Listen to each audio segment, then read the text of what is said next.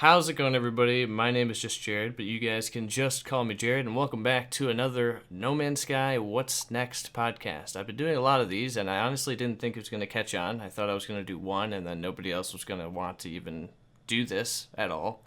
And I'm actually pretty glad I came up with the What's Next name because it's pretty catchy and I like it. But today we're talking to another No Man's Sky content creator, and his name is Robotboy. So, how are you doing, Robotboy? Hey, I'm good. I am good. Thank you. Awesome.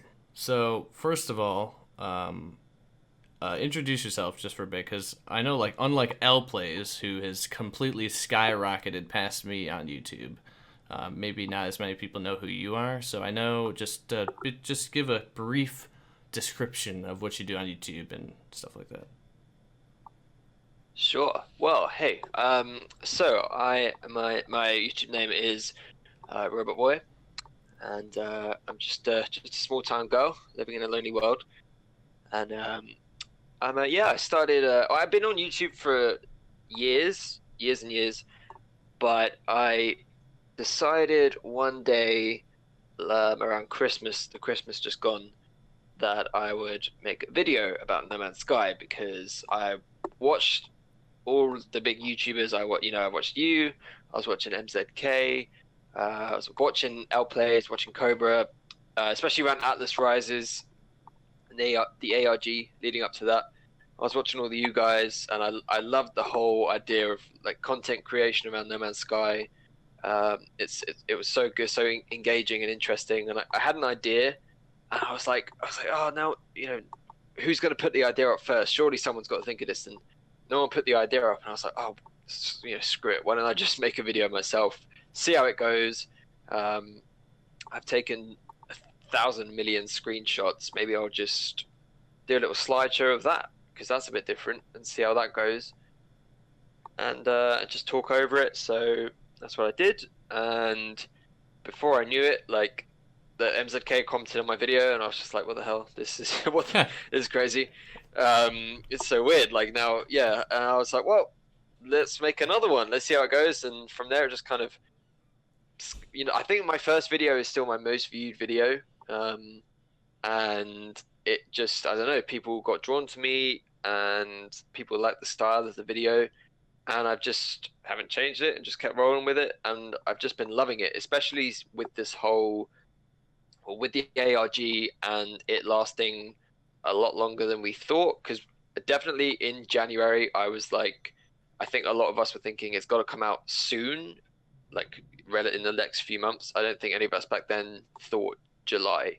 Hmm. Um, but having YouTube, both watching other YouTubers and but also having a channel to create content for No Man's Sky, it's kept my love for the game going, which is great. Like being able, I don't think I would have played the game as much. I think I would have definitely taken a huge backseat with the game, waiting for next. But being a content creator, it's given me reason to play the game, to see new sites and capture new images and keep playing it. And I'm still, every time I think I'm done, and I think, you know what, like surely this is it. I'm not going to see anything like this again. I somehow still find something just magical. I'll go 10 planets through, and the planet I landed on at the moment, or the moon that I'm currently on, I landed on it, and it was just stunning. And I was just like, this is why I love the game. And I'm just taking a ton of screenshots, putting them into video format. And although next is still just under 2 months away, with all this the ARG in motion, stuff to talk about, stuff to speculate about, people to talk to, it's going to go quick. I think it's not as painful as it could be, thanks to the community. The community are the content at the moment, which I think is great, and I've never really seen anything like it for any other game. So it's been really amazing to get involved with and get to where I am now. Right. I gotta say, this might sound weird, um, but a lot of the time, like a lot of the No Man's Sky content creators have like a really cool voice. Okay.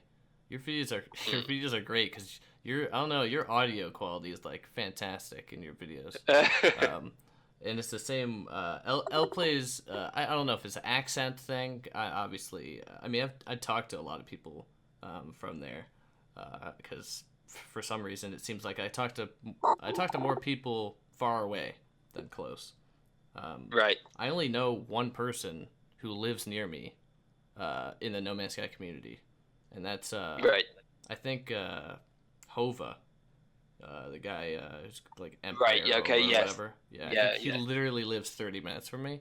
Um, Oh, cool. uh, well, I mean, it's cool in a way. I think we talked on PS4 a while back, and then I started that hashtag Say Hello campaign, and he hated Yeah. that. I'm pretty sure he despised that. So I haven't spoken to him since then. Maybe I'm wrong. Maybe I'm mistaking that for somebody else. A lot of people didn't like that. So I mean, that was a pretty interesting time. But yeah, so your videos are pretty nice. I like you do like the transitions. I like the slideshow, like the that you do in the background with screenshots. Those are screenshots you take. I'm assuming then, right? Yes. Yeah. Yeah, that's pretty sweet. I mean, I back in the I don't know about the day, but I used to have like my own screenshots in the background, but I don't know if I got lazy. I just like throw my gameplay up there, and I'm like, okay, I'm done. That's all I do. There's sometimes you'll see like I was talking to L Plays in the last one before we Yeah. started recording, and I was like, L Plays, I gotta record some more No Man's Sky video, like actual my gameplay, because I've been using the same gameplay for like the past 7 videos, and people are gonna start noticing. Um, I think really, without the community and without me starting on YouTube, I I would definitely not be playing this game as much as I am. Well, and that's actually surprising. I don't play much as it is. I really don't play much. I make content more than I play the game. I go on there on my PlayStation. By the way, I just got a PS4 Pro. For anybody who doesn't have a Pro, No Man's Sky runs so much better on a Pro. Yes. Very surprising. Like when I got my Pro, it was because I got the God of War edition, and it was for God of War, and I was playing that, and it was fantastic. And then like a week after I had it, I jumped on No Man's Sky to record some footage, and I was like, this runs amazing. And I think it looks a lot better. I don't have a 4K TV, but I think it still looks 10 times, or not 10 times better, but it does look a lot better. Yeah. But I go on there, and I don't play. The last time I played normal mode, I don't even remember. You know, I jump into creative now. All I do is jump into creative and just planet hop. I was looking for rare creatures because I had heard a rumor that there's a creature out there that's rare, and it's a crab with a mushroom on it, like a mushroom on top of a crab. Right. Yeah. And I heard they were rare, and then literally I decided, you know what? I'll do a live stream series where we just live stream and we look for that creature. And in the first stream, I found it. I was like, well, I'm done. I'm done now. I didn't have any other idea. So I found it, and then, you know, that's all I do. All I do is take pictures, walk around and take pictures most of the time. And then I recently been playing Rod's mod when I can get it to run on my computer without crashing. Because my computer's not the best. I built it strictly to play indie games because that was back when I was doing indie games on my channel, which has faded away quicker than I expected. But so it's not really built for No Man's Sky. I'm not really sure. I've been able to play Rod's mod before without crashing, but he updates it like every single day. So every day I go in there, I get some other issue, but his mod is fantastic, and I take screenshots like crazy as it is in regular No Man's Sky. It's even worse in his, where I could just go into photo mode and go on forever without having to worry about a boundary. So I don't even play. I just go to photo mode and go around that way, just looking to take screenshots. Because I mean, I've got quite a bit. I lost a lot of my early screenshots back when the game launched. Did you play at launch? Yes. Yeah. I had it at launch. And then I switched to. So, funnily enough, you're bringing this up. The video I made yesterday that's releasing tomorrow is this exact topic: is how I play No Man's Sky, like the story of, Okay. like how I play, what I play it on, and the process of what I play on. So, But yeah, I did had because it came out before. Yeah, it came out before the PS4 Pro launched. So I played it on PS4, and then I got the PS4 Pro, and just thought I was just like, screw it. I won't even bother transitioning the saves over. Let's just start fresh. Um, but I forgot that this like all the screenshots and everything didn't like they would be Oh, lost as well. So all of that went when I got my Pro. So I started again, but it was kind of nice in a way, like quite refreshing, I guess. yeah. Um, yeah, I've been yeah. kind of on the fence about starting because I want to start live streaming No Man's Sky because I know, I don't know. I've always wanted to live stream the game, but I feel like the best time to do that would have been at launch because that was when it was still fresh, everything was new. Now I feel Mm, like for the most part, we know what's out there, right? For the most part, we know what you can yes. find, and a lot of the times now everybody has a mission. Everybody wants to go find that squid ship, or now everybody wants to Mm, go get the best freighter, and now everybody's going to farm to get units or whatever it may be, or you're looking for diplos. Whereas before, nobody knew what anybody was looking for because nobody knew what the possibilities were. So I think that would have been the best time to stream. But back when the game launched, I had terrible internet. I yeah. had the worst possible internet. So I didn't stream much, or at all, I mean. And I feel like I want to stream now because I haven't played normal mode in so long that I feel like it'll be relatively new because I'm almost at the point where I record a video and I go to say like one of the elements and I forget what it is because I haven't had to pick it up in so long. Like the plant names and all that, I've completely I realize I'm like forgetting because it's been ages since I've actually jumped into Yeah. the game, like the real game. So I was thinking I want to start streaming over on Mixer because I'm not a fan of YouTube streaming, and also I've been streaming on Twitch for forever, and you just can't get anywhere on Twitch. So, and Mixer's kind of the new thing, and I know DM21 Gaming's doing pretty well over there. So I want to stream over on Mixer and do No Man's Sky, but I'm hesitant because I don't know if I should start now or wait because we don't really have the confirmation as far as like when multiplayer drops if we're just gonna have to start over again anyway. So if that's gonna be the case to like jump into multiplayer, you have to start over like a new game mode. Then I might as well just wait until then, or I'll just be starting over again. I don't know. I mean, it's not like Yeah. That's I'm not making it out to be like, oh, I gotta start over again. It's terrible because I've deleted. I have no save on No Man's Sky right now except for a creative save. I've deleted my normal save so many times.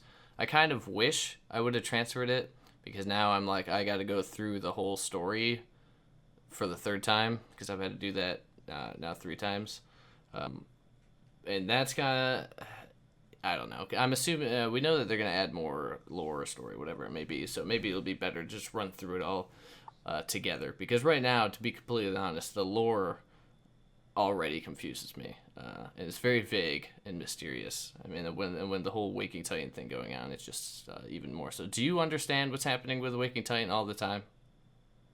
no. Okay, all right.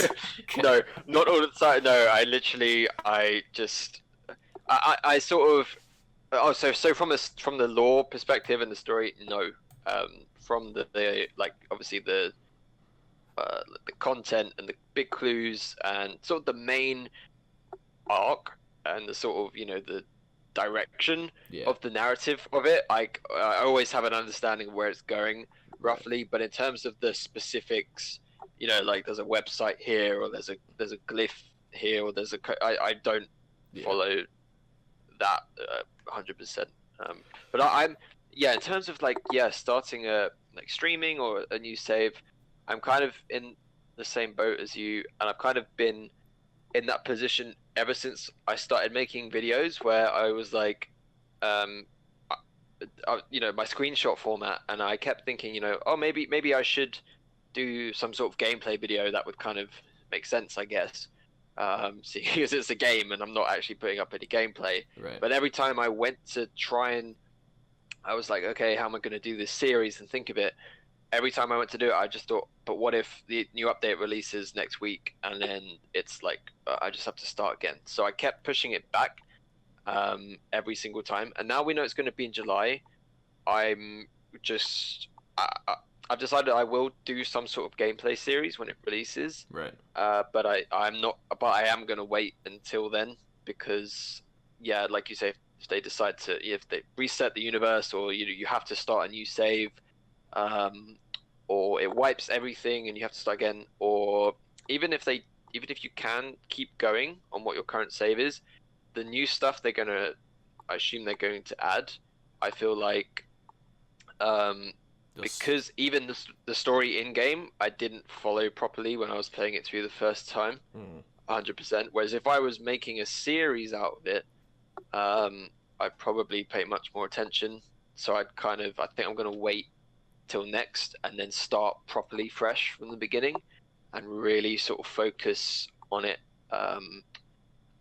Yeah, the other reason I didn't do it was because I love taking photos so much. I was just worried that my gameplay series, if I were to live stream, my live stream would just be about 60-70% me in photo mode, flying around, and I was like, that's not going to be the most entertaining thing, because then people will just want to see the end screenshots, which is what my videos are at the moment anyway.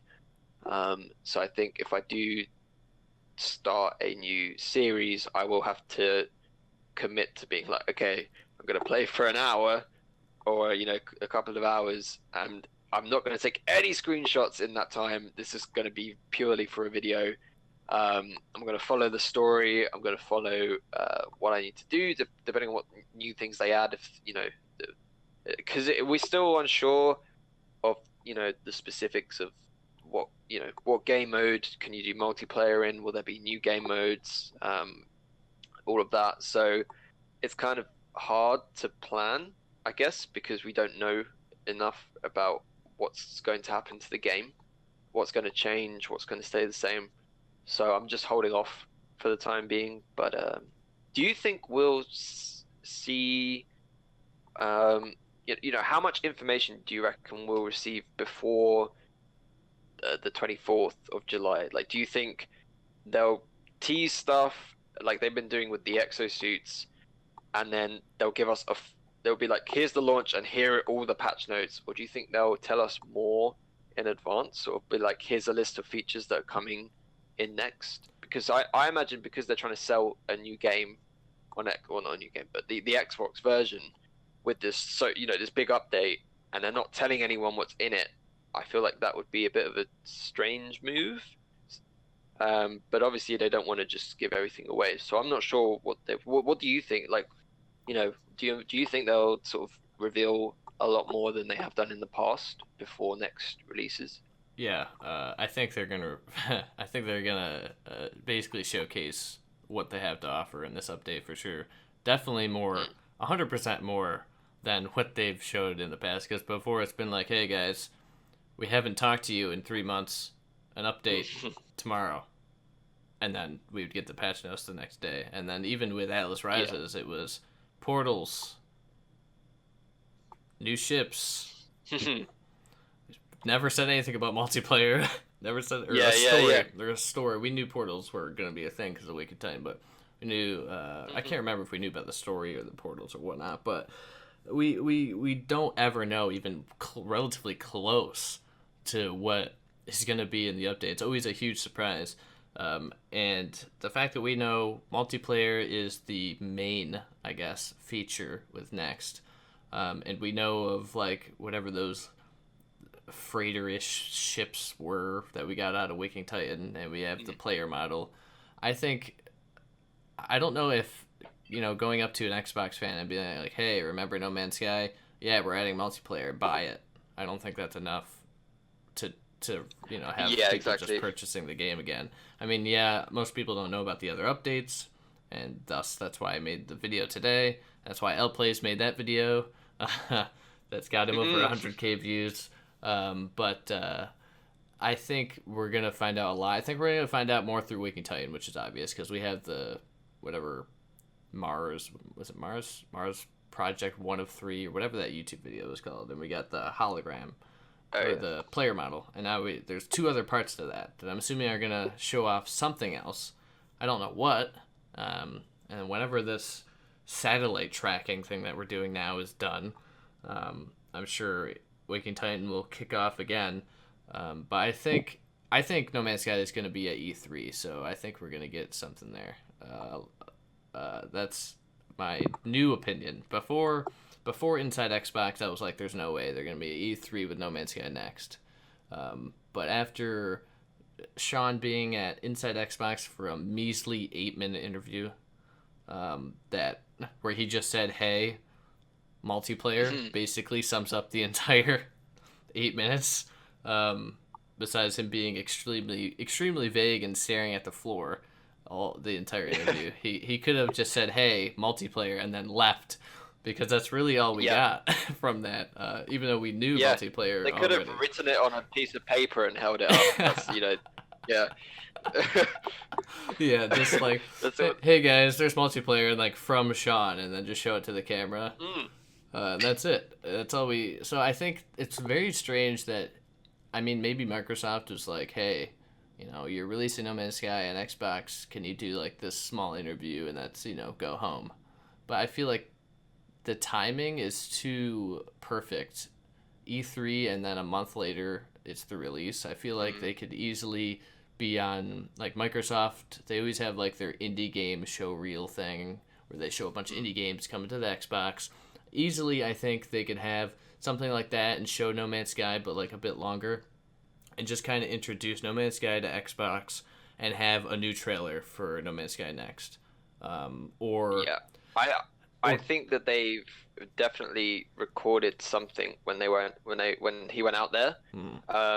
Because like you say, like, if you imagine, right, Sean's in the middle of a year-long project putting multiplayer into the game.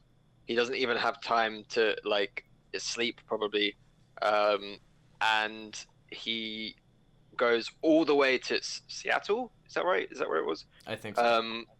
He flies all the way out there for 8 minutes, and I don't think that's the only reason he was out there. He must have been there in some way to provide the for me, I think it's obviously speculation, but as you say, it's a lot for not a lot.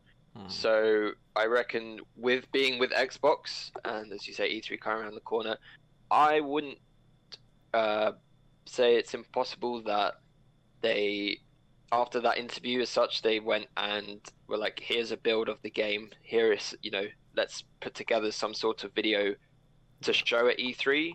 And I don't think we'll see them there in person. No, I think they'll no.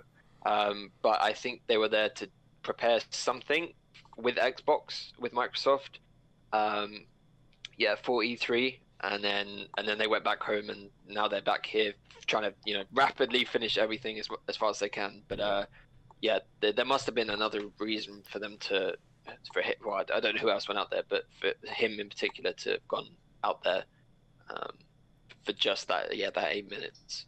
I don't. If not E3, then I'm sure they've done something for Microsoft that will give them an edge. Right. It will give them something to release at some point.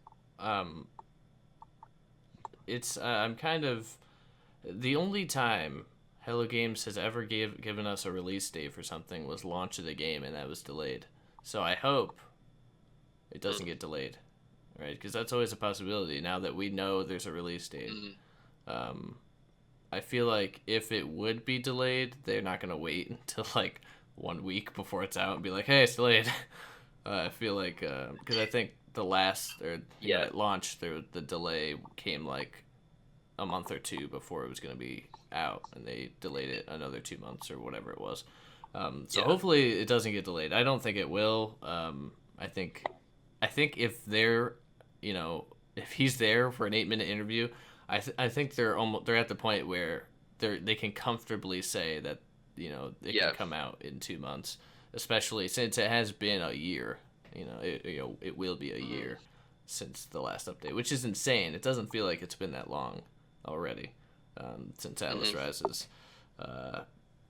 But I definitely don't think he'll be Eddie. I never thought we'd see Sean again. The fact that he was at Yeah, Inside Xbox and we didn't even know, it was just like, oh, we've got Sean Murray here, and I was like, what? He's there? yeah, And everybody was freaking out at that point, like on Twitter.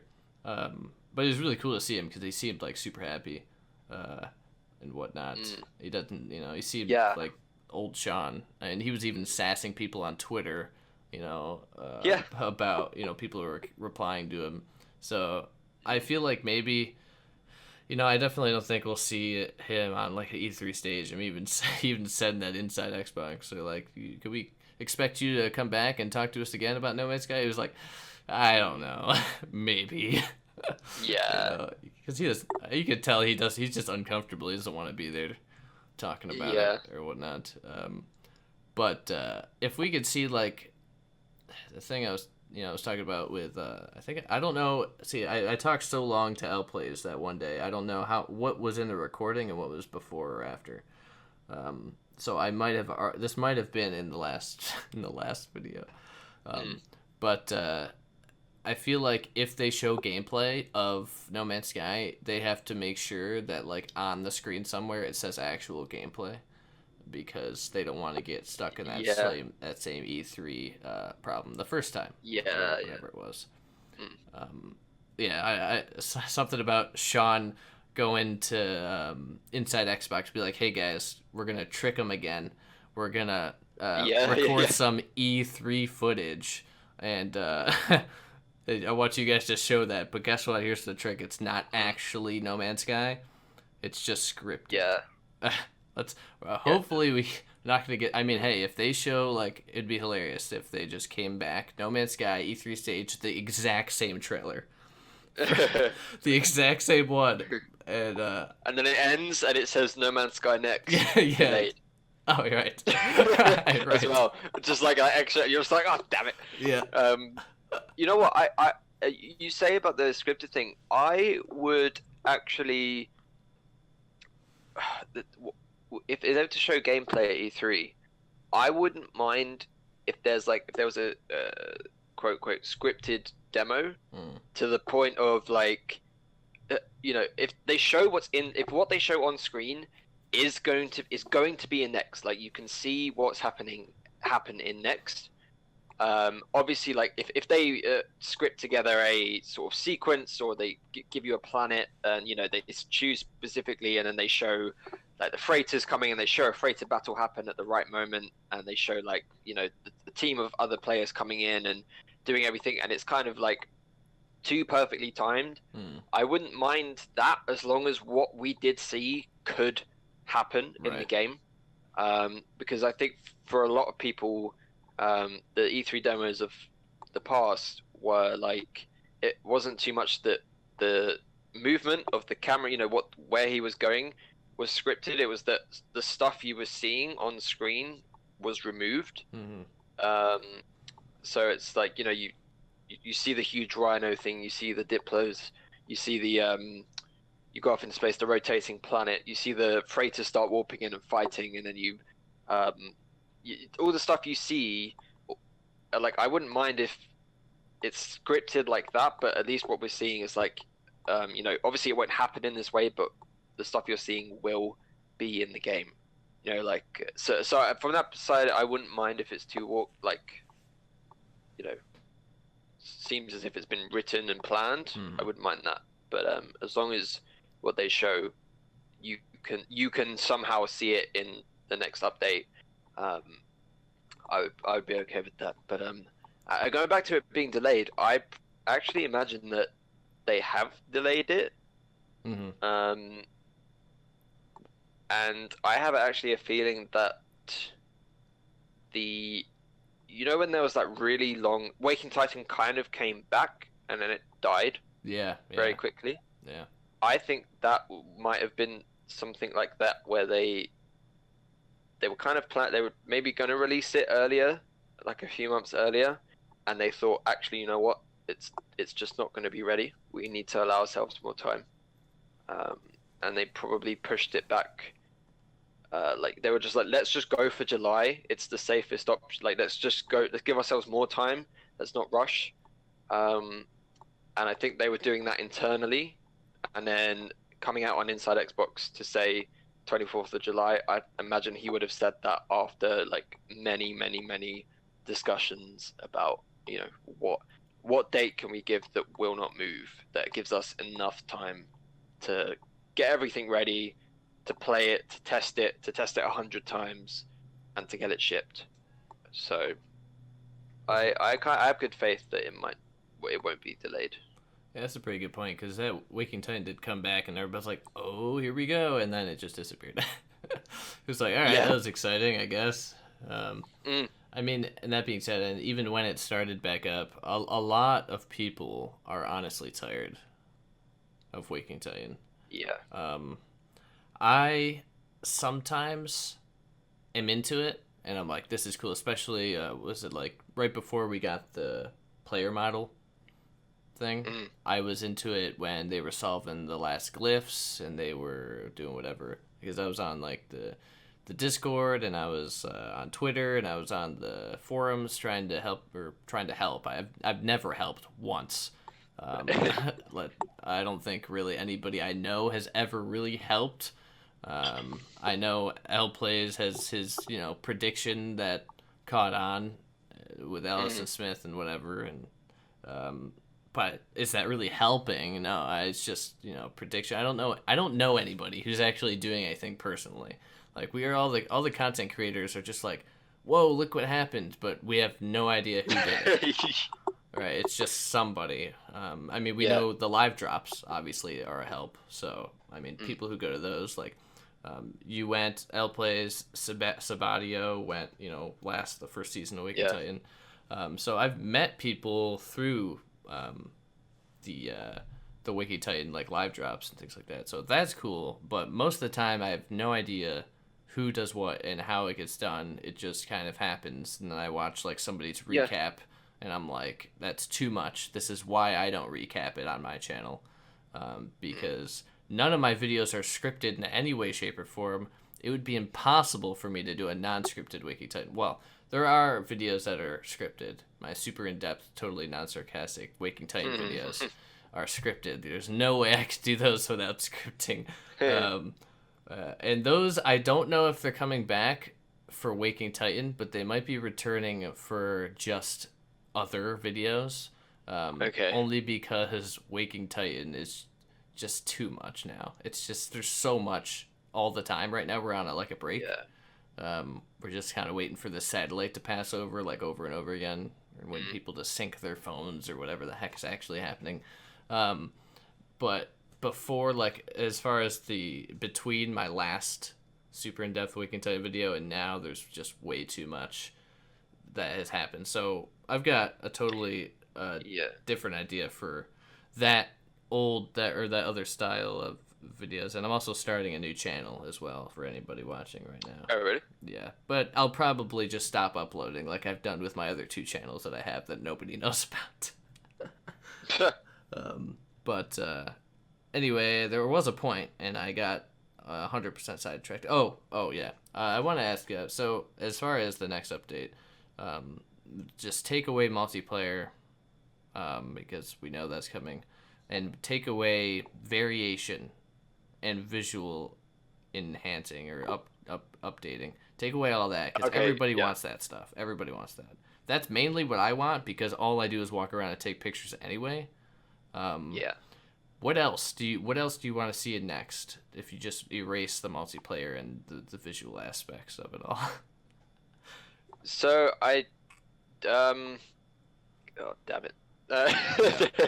Um so I want I want, that sounds no. I would like to see um s again, this is like, everything kind of ties together with multiplayer. I've said this before, sort of like, you can't just have multiplayer without all of these other things Mm-hmm. added. Yeah. It's just like adding these new things in and making it multiplayer is just a good package. Right. So something that I think they'll add to help make multiplayer better, but something that I would just be glad to have just as a solo player anyway, is just customization. Um, Not like nothing insane, like like you just I can't think of a game, but something where you can at least look at your character, and I don't want it to turn into like a proper RPG where it's like all statistic based. Yeah. But somewhere some sort of system where you can sort of get your multi-tool, you can add maybe attachments to it, you can upgrade certain statistics for it. Same with your starship as well. You can maybe add certain parts to it, you can take stuff away, sort of like and really sort of give you a reason to like find something like a good base, not like a literal base, but the base of something. So a good base multi-tool or a good base starship to start building up from, and sort of so you can become attached to it, and you can be like, this is my starship that I've had, and I've worked on it for I've worked on it for weeks and weeks, and I've spent time searching planets to find these resources to then upgrade my ship, and you can see it represented on your ship.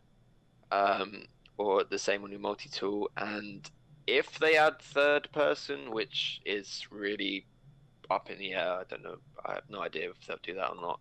I would like to see it, but if they do it, if they're adding player models, I feel like it would be strange that you couldn't see what you look like you couldn't somehow. I imagine you could do it at least with photo mode. You could pull out and see your character standing there. Again, some way to customize your character a bit, even if it's just small, because at the moment the thing that draws me out the game is the fact that I feel like a floating camera the whole time. Yeah. Even when I'm just walking around, I don't feel like I'm there or that a character is there. So just something to make me feel like, okay, I'm a person with legs walking around, and I'm me. I'm not just a copy of someone else that's out there. I can like do stuff to my character. Yeah, that, and just I don't know if this counts as variation, but more structures, like more not cities, not necessarily cities, but more independent structures that you can go into and have some sort of purpose, right, rather than just looking at them.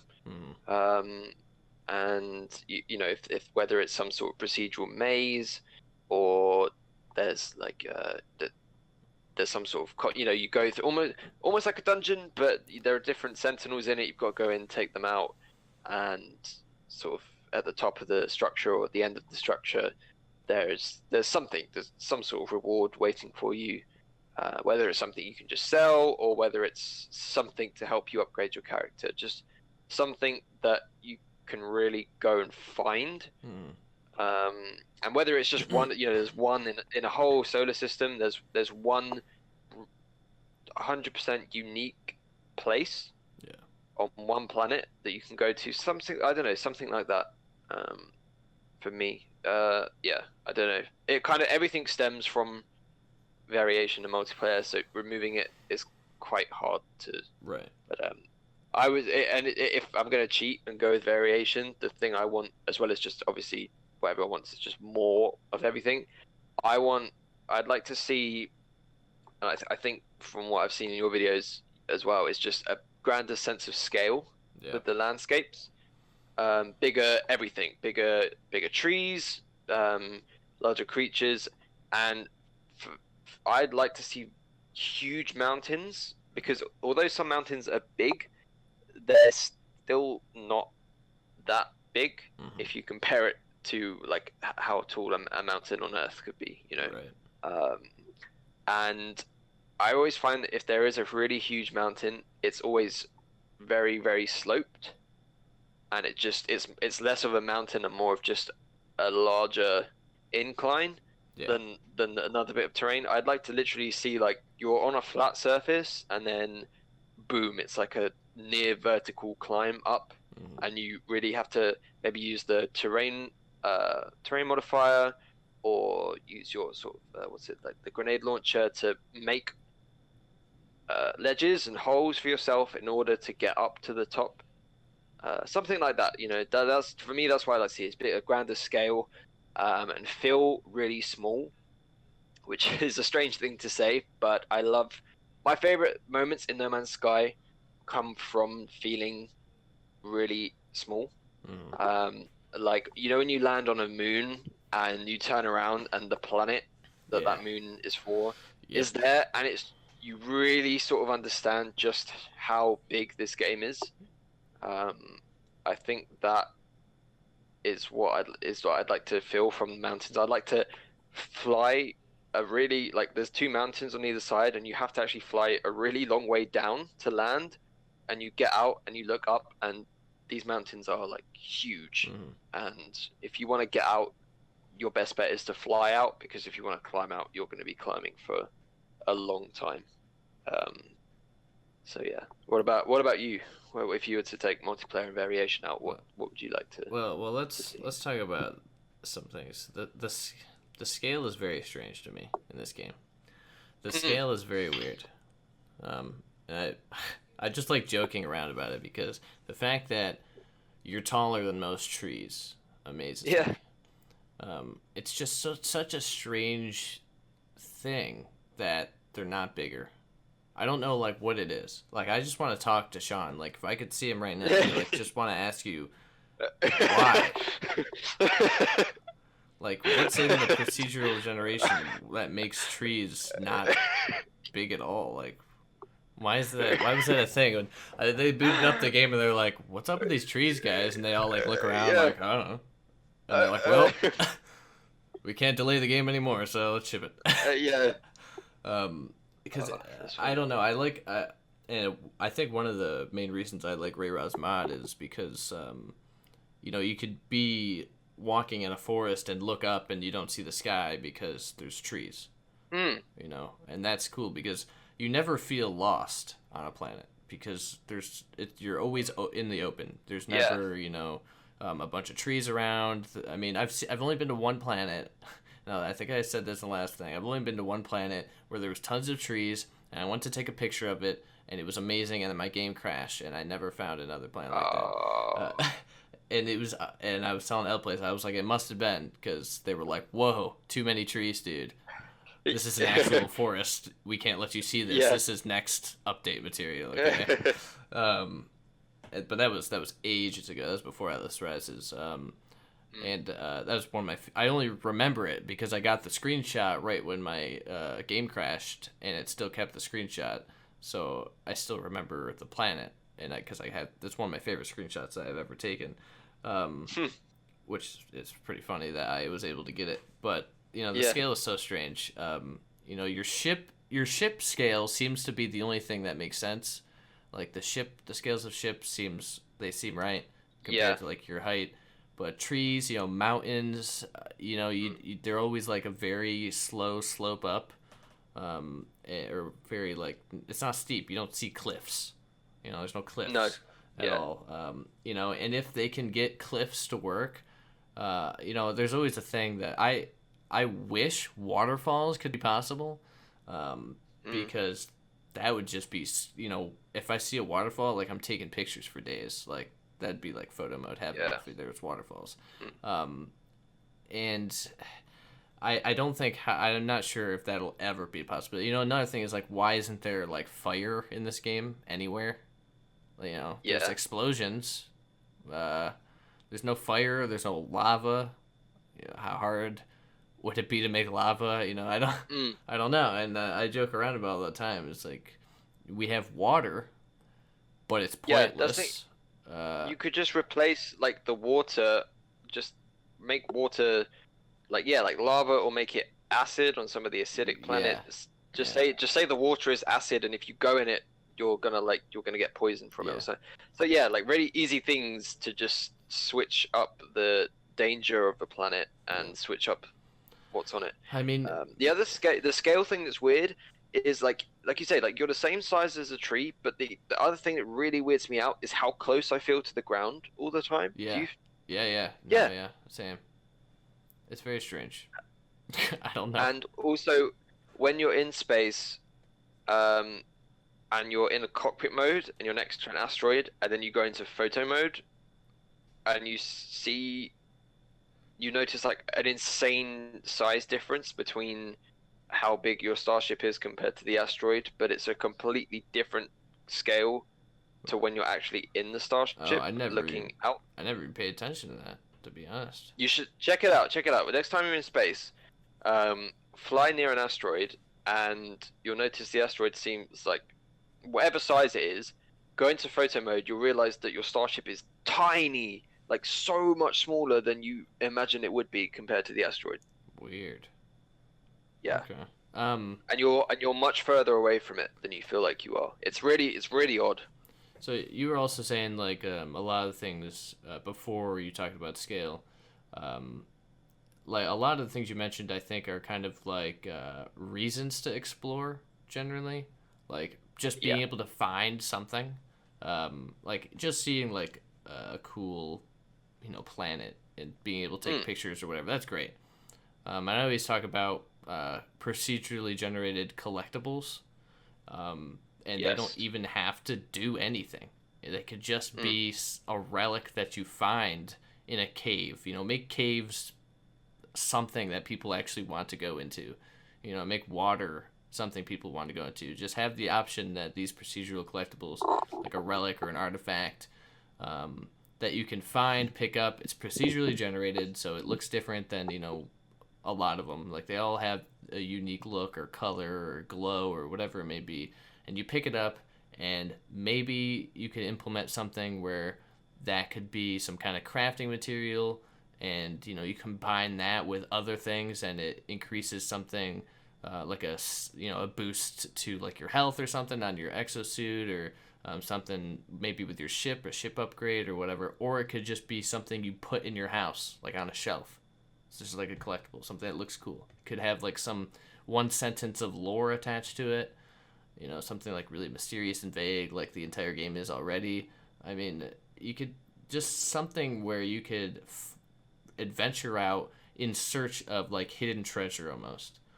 You don't know what it is, you just know there's something there, and you just walk around forever looking for it. Because right now, you don't have those moments where you find something that you don't expect almost anymore.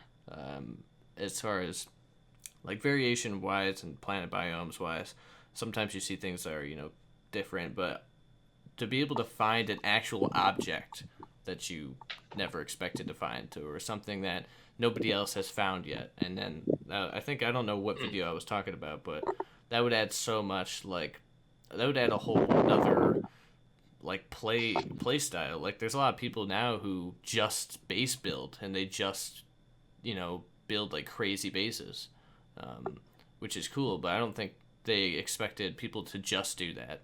I think just putting these collectibles in, you'd have people who just hunt for them, because why not? Because you could collect them. I love collecting in real life and in games, no matter what it is. So I'd be down for something like that. Just reasons to explore beyond taking pictures, and like seeing like cool stuff, like cool creatures. Even the side mission, or you got the sort of task side mission guy. Yep. Even those, they were like they were a great addition. It's good that they've added that in, so you have some reason to, you can explore and get rewarded for going to different parts of the solar system you're in. But even then, they could make it just a bit more interesting, where there are those sort of collect missions where it always pinpoints exactly where you need to go. It's like, oh, we've lost this thing. It's in this exact location, and and you're like, what? We haven't lost it then, have you? You know exactly where it is. Yeah. If there was some sort of like area, sort of radius type, marker, so it's like we've lost this thing. It's in this area of the planet, and you can see it marked. somewhere, and or just it lets you know that you're in the area and it's quite a large space, and maybe there's like a sort of hot and cold metal detector Yeah, that's what I always way of say. finding Yeah, it. hot and cold. Or like, and there could be different difficulties where maybe the hardest one is it gives you no indication where it is. You've just got to go and find it. Hmm. It's like it's in this area of the planet, but we're not going to give you any clue. So you really have to actually be like, okay, especially if you're playing a normal mode, um, it'd be a fun way to be like, okay, I've got to get out on this planet and I've got to find what I'm looking for within the certain time. If it's an acidic planet you're on, if it's a really hot planet, then you've really got to be like, okay, I've got to find this thing, and it might just that on its own might just switch up the dynamics of it and give you a bit more reason to explore a bit more naturally, rather than just everything being go to this specific place. Yep. Because you get in your ship, you go there, you get out, pick the thing up, get back in your ship, and you're gone. Yep. So even something like that to help switch it up a bit. Yeah, I call that something like that. I call it the Assassin's Creed method, where you just know where everything is, and there's a lot of games that do that. But Yeah. I would call it the Assassin's Creed method because I used to play a lot of that game back when I was younger, and the fact that in every single Assassin's Creed game, if you just stood on Yeah. top of a building, you knew where everything in the game was. Like that killed Yeah. it for me because like they're always shipping the game like explore this massive city. It's like no, I don't explore nothing because you tell me exactly where this thing is. Yeah. I skip everything, just go right there, pick it up, and I'm out. I don't care Mm. about anything else. So I a lot of games actually I wish would do things like make you actually Yeah. look, not give you a map. Just say, hey, it's an open world game. Make your own map, basically. I mean, Yeah. I know a lot of people would hate that, Mm. but I don't know if there's any game that actually does that. But it's just being Yeah. able to search on your own and make you feel like you accomplished something. Mm. Because it takes no time to just land on a planet, get out, Yeah. pick up something, and take off. I mean, but Yeah. I 'Cause think something I saw in the game recently was so the Sea of Thieves, the update, the latest one with the Megalodon. Have you seen that? yeah, I saw it. Um, I thought that was quite cool, and I like. I haven't played Sea of Thieves. I've obviously seen the critical reception it's got, but the one thing I like about it, from what I've seen, is that when you find a clue for somewhere, it is like a treasure hunt. It's like, oh, here's a sort of riddle, and there's a mention of a place, and you got it doesn't pinpoint to where you got to go. It tells you roughly where you need to go, Hmm. and you have to figure out where that is. Obviously, that would be really hard to do in No Man's Sky because Yeah. everything's procedurally generated. It's not a map that's designed. But then you get to the area and it's like the Megalodon is in that area, and it will find you and track you down if you go into the area where it is. So even something similar to that, maybe, where there are areas of a planet where, because if you look at the planet, at any planet, you can see the algorithm, like you can visually see it Hmm. from a certain height. You can see where it starts. There's like a certain distance it goes before it starts repeating itself. Yeah. And in each sort of, if you imagine it's like a grid, in each bit of the grid on the planet, there will be,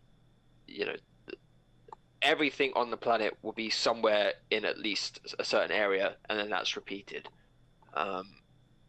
If they could switch it up in a way where there's only one grid of the whole grid that covers the planet, there's only one bit where this one creature will be, and there's some sort of metal detector way to lead you towards it, but not just slap a big flashing light on it and say this is where this one thing is. Yeah. I would find that that for me that would be engaging enough to be like just exciting, just always following the clues, following the breadcrumbs, and you don't know what you're going to find. And sometimes it might be disappointing. Sometimes you do find something interesting, but at least the journey, which is what the whole game is about, is that at least it gives you a reason to go on a journey. Yeah. Agreed. I mean, Another thing I really want is I want to be able. I mean, complete honesty, right? I never thought we'd be able to own multiple ships, and then they were like, "Hey, why not multiple Yeah. ships?" I want multiple multi tools, is what I want, and only reason. I don't, like I said, don't play normal mode. Um, don't need any reason for a multi tool. Period. At all, really, because in creative mode you don't need it. Um, the I think back when I played normal mode, when I had my day one save, I only ever purchased one multi tool because the second day the game was out, I found a max slot multi tool, and Right. I never bought another one. It looked ugly as heck. I hated how it Yeah. looked, but I didn't want to go through the process of upgrading it all again. And then when Yeah. all the updates were releasing and they added like the classifications to multi tools, I was like, no, I don't want to go through upgrading this multi tool again because it took so Mm. long. I've got it perfect, got everything lined up, and then when I started over for Atlas Rises, I rarely messed with the multi tool because I didn't fight Sentinels ever. I was trying to get through the story because I wanted to do the story in Atlas Rises and do the Atlas path and things like that. Yeah. Because I had never done the Atlas path since launch. Since launch, I always like the Atlas would be in the beginning, and I would choose to not follow it every single time. And every time the game asked me, "Do you want to follow the path of the Atlas?" I said no, because I always had like this thing where the Atlas was evil, so I wasn't gonna do it because everybody, followed the Atlas path and went to the center, and then nothing exciting happened. So I was like, well, maybe if you don't follow the Atlas and you get to the center, something cool happens. But I never went to the center anyway. I always thought the Atlas was evil, and now we're kind of at the point now where, I mean, hey, but I don't know where I was going with that. We get so distracted talking. Oh yeah, multiple multi tools. Yes. Because I want to just collect them. I just like how they look. A lot of the different ones that you can find. I don't care about like stat wise or anything. I just like how the procedural generation of them. I still have never found an alien one just walking around. Just I've never gone into a place and opened the thing and there's an alien S class multi tool. Still never happened to me. I mean, Yeah. I'm sure I could probably find one if I made that my mission and just did that nonstop. I know there's a way that if you walk into a building and you open the thing and it's not one you like, you could kind of leave the game and go to that save and it'll be a different multi-tool. I know people can do it that way, but that's cheating. That's kind of lame. So I've never come across like the S ones that look really cool, but I would like to have when next comes out, you've got these cool colonies that your squads can build or whatever, and then you just have one room that's just got a bunch of multi tools on display, that you've collected, and then being able to trade and do stuff with other players. They say you can have hubs, but really, what can you do with a hub? I mean, right now we have people making huge farms that you could go back and forth to and get a bunch of money. But if that's all a hub is going to be, is just a farm, we already have that. So what else can you do at a hub beside it being like a gathering point for players?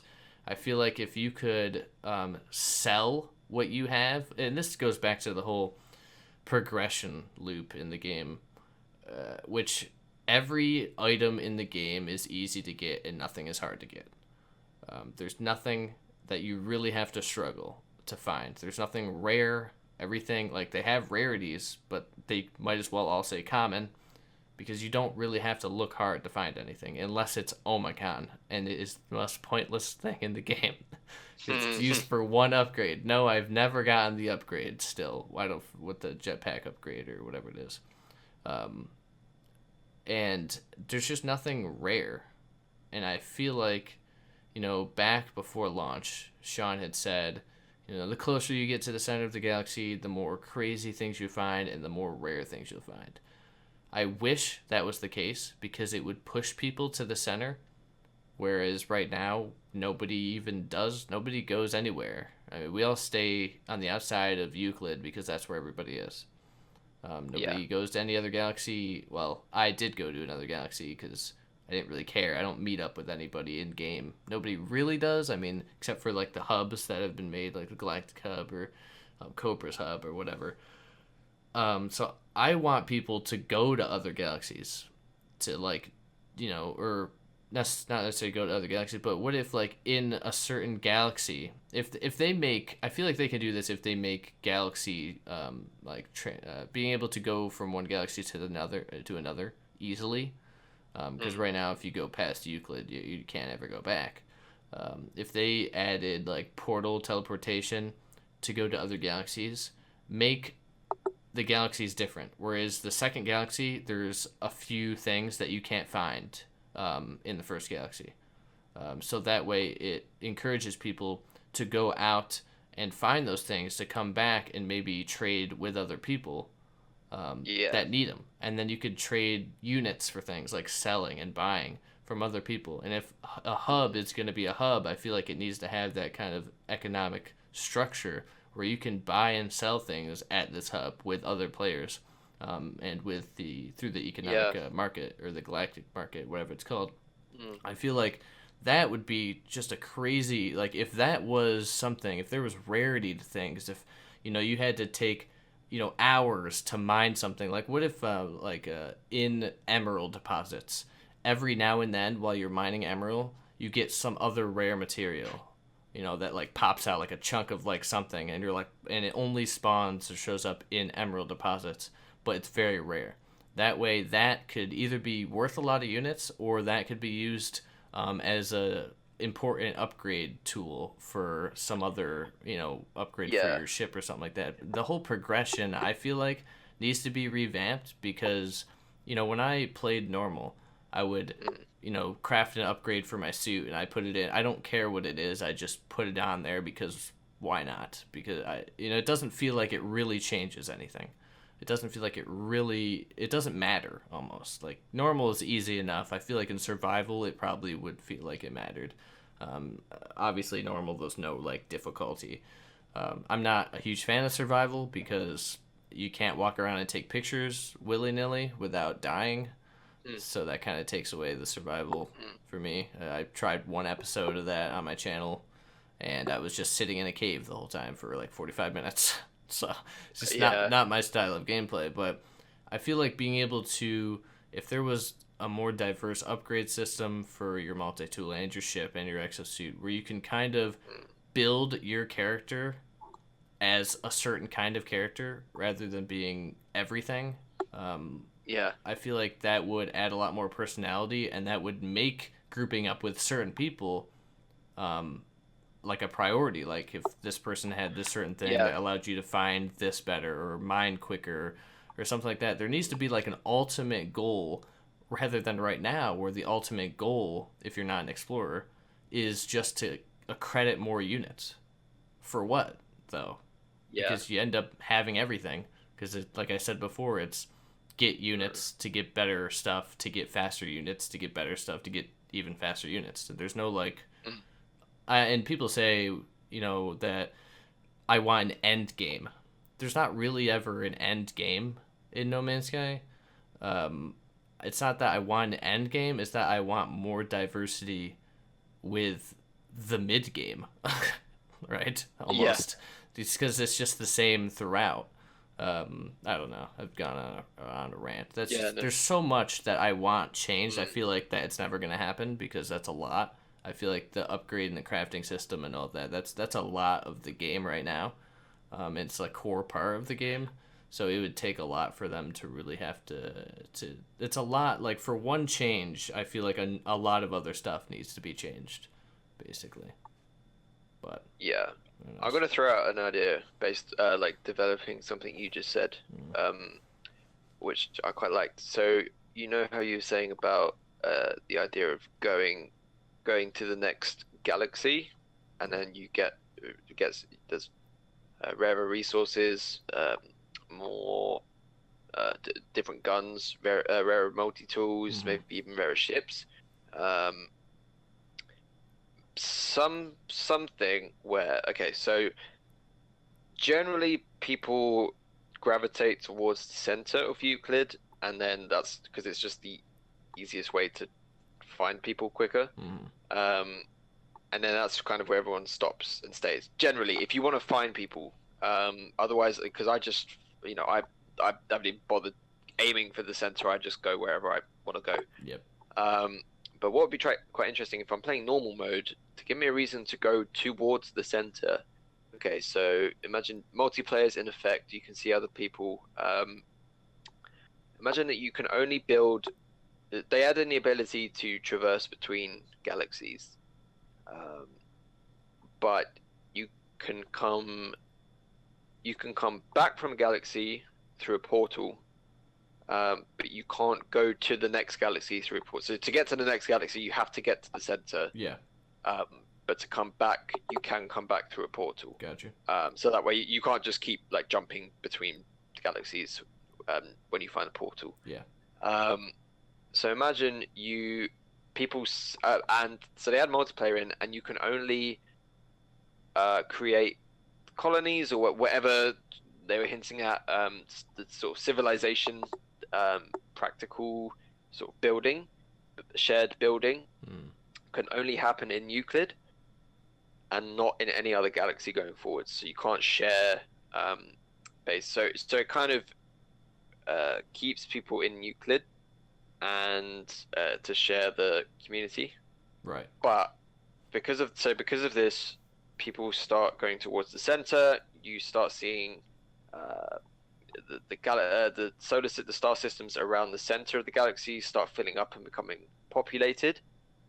And so what people do is people go on missions. They go into the center. They go to the center of the galaxy. They're very close anyway, but you can say, okay, guys, we're in our group of 4. Here we are. We're in this base. We're by the center. Let's go to the next galaxy. Let's get on our ship. Let's head to the center. Let's go to the next galaxy.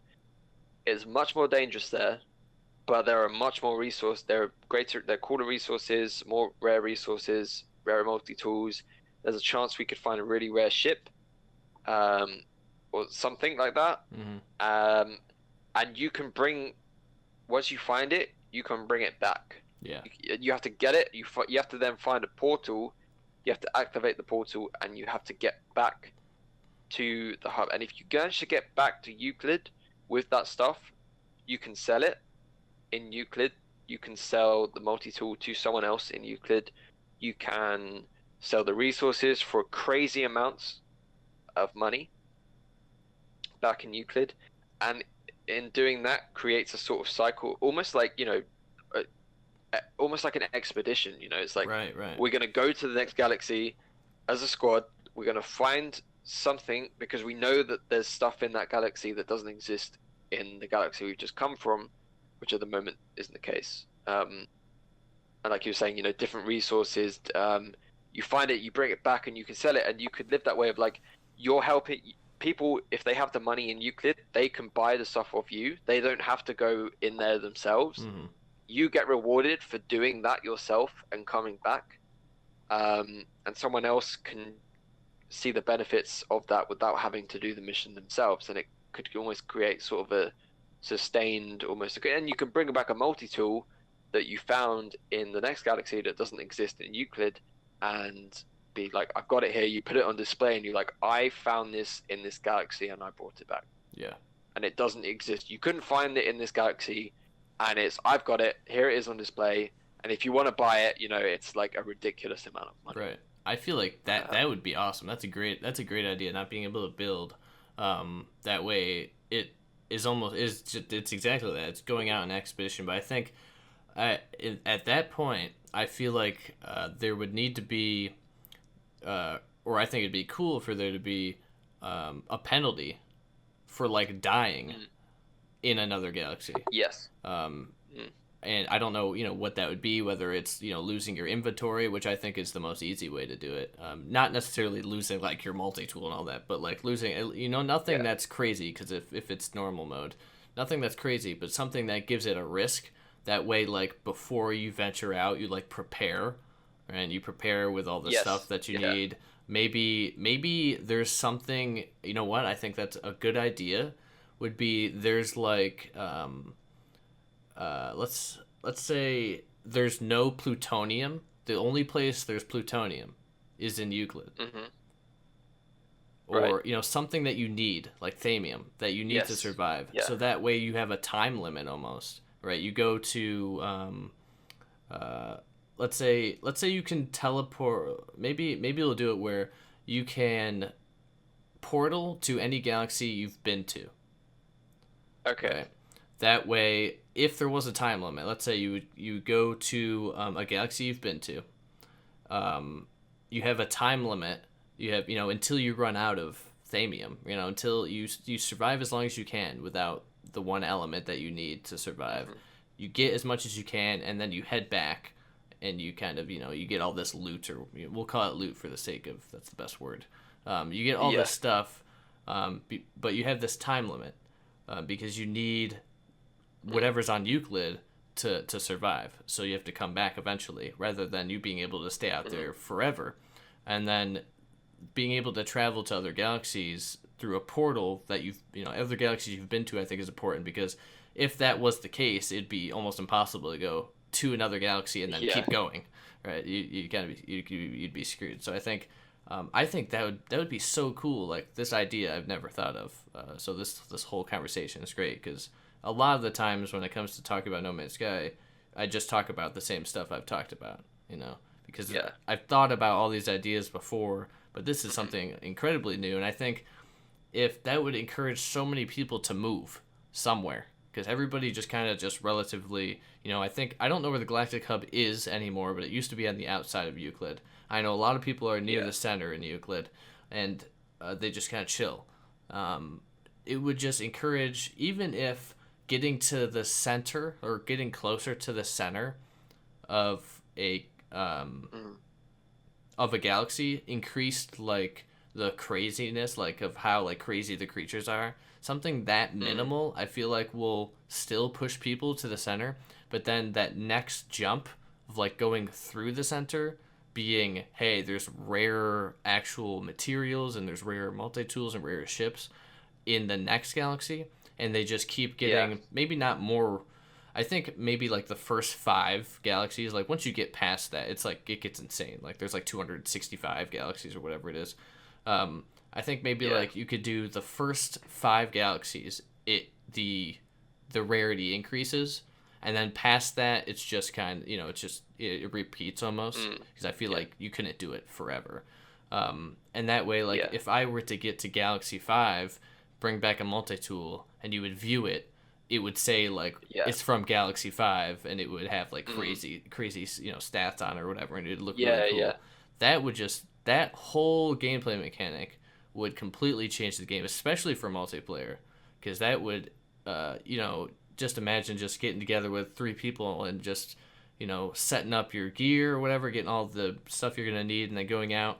And even if you go through, let's say you go through the center and you end up in separate locations and you don't end up together. And you have to separately survive and collect all this stuff. I think that'd be super. I don't know. That's a crazy cool idea. I think. I think that might be a little too far into the future. I don't know. The problem with these ideas is the Hello Games always says, they say, we're listening to the community, but they only ever hear the popular ideas, right? They're never gonna hear like what I'm talking about. I 100% doubt Sean has watched one of my videos, okay? He's watched Cobra's live streams, I'm sure. Or Cobra's, what he's got over there. I didn't even know they knew who I was until they retweeted my Galactic Hub video a year ago. So, I think I don't know, like, that's why it's so weird and hard to kind of predict what's going to be in next. Because before we know that a mass amount of people wanted base building, and a mass amount of people wanted to own freighters, and a mass amount of people wanted multiplayer, and a mass amount of people wanted the space combat to be a lot better. And all that was added, or changed or whatever. But now a mass amount of people want multiplayer, but that's it. Hubs, but that's multiplayer. Everything revolves around multiplayer is what people want. There's nothing like other new different feature that tons of people are asking for besides multiplayer. Yeah, because that's exactly what like I said, I spoke about this before, is like aside from literally being able to see other people, like that is multiplayer. If you as long as you can see someone else in the game, like you can walk around the corner and like we meet up on a planet, I can see you standing there. Like that's it. That ticks the box of multiplayer, right? Right. Like we can see each other and we can walk around. We can walk around. So that box has technically been ticked. But that is surely not the only thing that they're doing. Like I say, Yeah. like the multiplayer gameplay will come from adding in whatever they decide to add in that will affect whether you play on your own or whether you play with friends. And if you play with friends, it will be easier to do it, because there'll be more of you. But it's, yeah, what I think that's what is about next is a bit vague at the moment. Is it's like, okay, they're adding multiplayer. We know we're going to be able to see each other. That was no surprise. The fact that we were going to get player models. That's the one thing I could have guaranteed. Yeah. We were going to get was player models. Right. But it's what else are they going to do to make multiplayer worthwhile? Yeah. Because if you because imagine they haven't spent a year just designing a player model. Yeah. Yeah. It's like doesn't take a year to do that. So what are they doing? What are the mechanics they're going to add into the game? What are they going to add in? And I think that's where the rabbit hole starts to come in. It's like, because that could be anything. What they add in. Yeah, you never know. Maybe they thought of the idea we just had, and that's coming. Yeah. I mean, and that's exactly what, basically what I've said before is if they just added multiplayer today, and we could go chill and we could see each other. It's like, okay, yeah, that's fun for like 5 minutes. Like there's still No Man's Sky. It's still there's no other thing to do with another person, and I think that's another thing with like progression, because I feel like once you can squad up with people and you can maybe have these space battles with your friends, or you could do all this other stuff with your friends, but if it comes down to the same thing where you're just getting more units with your friends, it's still the same. Yeah. So I feel like there has to be eventually some kind of just something that separates you, like something that you can find that separates you from other people, or something that you can do that separates you from other people, or a way to specialize your character, or whatever it may be. It doesn't have to be Fallout RPG where you've got 20 million stats on your character or anything like that. I mean, I love that, to be honest, but it doesn't have to be like that. Just something to add to the variety of rewards. Like, if that's a big thing, I don't want to call it rewards, because it's not like I need rewards to play the game. Obviously, I play creative mode, so there's no reward, except for taking pictures. But there's just, it's only units. It's like, that's all. It's like we're in a huge MMO where all we care about is being the richest person in the universe. Like, that's the only thing. Everybody's fighting over having the most units. What are you gonna spend those units on? Nothing, because there's nothing to buy, because you've got everything if you have a lot of units. If you got 20 billion units, great. For what? Just to see the number keep continuously rise? I don't know. It's that's why I find it weird that people just love getting billions of units. It's like, okay, but why? I mean, I'd rather take pictures, for 3 hours straight than just get a lot of units that I'm not going to use on anything because there's nothing to buy. I mean, then again, people saved up for units when, they knew freighters were going to be purchasable, so they got a bunch of units, and then when the freighter update dropped, people were like, what, 52 million? Holy crap, for a freighter? What? And then they added the classes in, and it was like 52 million for a B freighter? Are you kidding me? I never dealt with freighters, once they added like the classes. I bought a freighter when they were first in the update, and I never used it. I used it for one of the the glitches, because there was like a glitch where you could you can plant a plant in the hydroponic tray and then delete the tray, and the plant would still float and still work. So I did that because I thought it was hilarious, and I would get like hundreds of these plants on my freighter, just for a video that I thought was the best. But other than that, and it was how to make units fast in No Man's Sky. Ironically, even though I didn't actually care about making units in the game. Yeah. And then that's the only time I ever bought a freighter, and I never dealt with the classes, never dealt with putting a hyperdrive in a freighter. Now that you can do that, there's a lot of the stuff in the game that I just don't actually tinker with at all. I would love to build a really cool base, but the base limit kills me. I really hope they just get that off of there. I mean, I'd imagine if we could build, quote, complex colonies, there's no way we're going to build a complex colony in the base limit we have right now. So I'd imagine it'll be larger, unless he does say complex colonies across multiple planets. So that's very vague. So that could be just like, you've got a base on one planet. I've got one, and we could just teleport to them all, like via like a teleport station. But I don't know. There's just one thing I want to ask. Do you have a PSVR? Yes. You do. Do you like virtual reality? How do you? I mean. Yes. Yeah. Yes. Like it's so. So it's not mine. Right. It's my friend's, but he's kind of forgotten that he gave it to me. Wow. So I think that's a testament to how Okay. how useful it is. The fact that he has forgotten that it even exists, because I'm gonna be honest, it's sat behind my TV for a very long time. Mm-hmm. The free stuff that you can do is good. They're good experiences, but that's it. I played Resident Evil with it, which was great. Yeah. And that was, for me, was like an example of, we need more stuff like this, where it's like you can play the game. There's a game, and you can play it in VR. That's what I like to see more of. And even like Gran Turismo. That's a game that is a game, and you can play it in VR as well. It's not just like you have to buy the VR. I hate that when you have to. There's the normal game, and then the VR version of the game is a separate game you have to buy on top of that. Right. Because I don't want to play one in one way all the time. I'd like to be able to switch. Mm-hmm. So that's why, for the most part, it's sat collecting dust for me, and I'm glad I didn't buy it, because if I did, I'd be really annoyed. But it's great. Like, when you are using it, and it's especially when it's a new experience that you're trying, I'm never not amazed by it.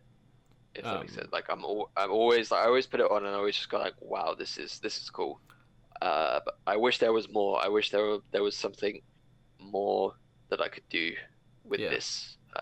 I've tried it. I've tried it. A friend of mine let me try it once, and I don't know what I was at. I don't know if it was VR Worlds or whatever it was that I had done. I was in a shark cage thing. Yes. Underwater. Yeah. And the only reason I chose to do that is I have a fear of underwater. Right. Not in real life, but just in video games specifically. It's very strange. I doubt there's a word for it. But in video games, I am terrified of underwater. Not No Man's Sky, because I know that there's nothing under there. That's hilarious. But before No Man's Sky launched, I had hyped up this series I was going to do, where I would play and just look for like huge underwater creatures, because we thought they were going to exist. And because I'm afraid, because it would make for a funny video series. The only reason I love Subnautica, but I will not play it. I love watching people play that game, but there is no way I could ever play that game. And to give you like another example, I talk about this so much on my channel, so I'm sure people have heard this multiple, and they're thinking right now, like, can you just shut up and move on, because we've heard this. When I was a kid, like the first Mario game that was like 3D or whatever, I always forget what it's called. because I never had the Nintendo. I never owned the Nintendo. I just played it. But like the eels Yeah. underwater scared me, so I couldn't even play that. And I mean that was when I was a kid, so Mm, it's fine. I always loved Ratchet and Clank when I was a kid as well. Underwater, yeah. you couldn't go underwater, but once you hit the water, a fish came out and ate you. Scared the heck out of me. Fast forward to like last year when they remastered Ratchet and Clank, and I bought it. I still screamed like a girl when a Mm, fish freaking jumped out the water and ate me because I just can't. yeah. I can't deal with it. And another example is I don't know if you ever played The Witcher 3. Yes. Witcher 3 is of a mixed opinion with that game, but The Witcher 3, I remember I was always because you could go underwater and there'd be like loot just randomly all the time underwater, and I was always going around getting loot. And I remember one time I seen like a whale or something like in the distance come like above the Mm, surface and then go underwater, and I was done. I stopped playing the game. I just completely stopped. I couldn't wow. because I was like, I don't want to go underwater and see that because it's gonna freak me out. That's not the reason I stopped playing the game. That's over exaggeration. But um, yeah, so like underwater really messes with me. Um, but you know, what the heck was I talking about?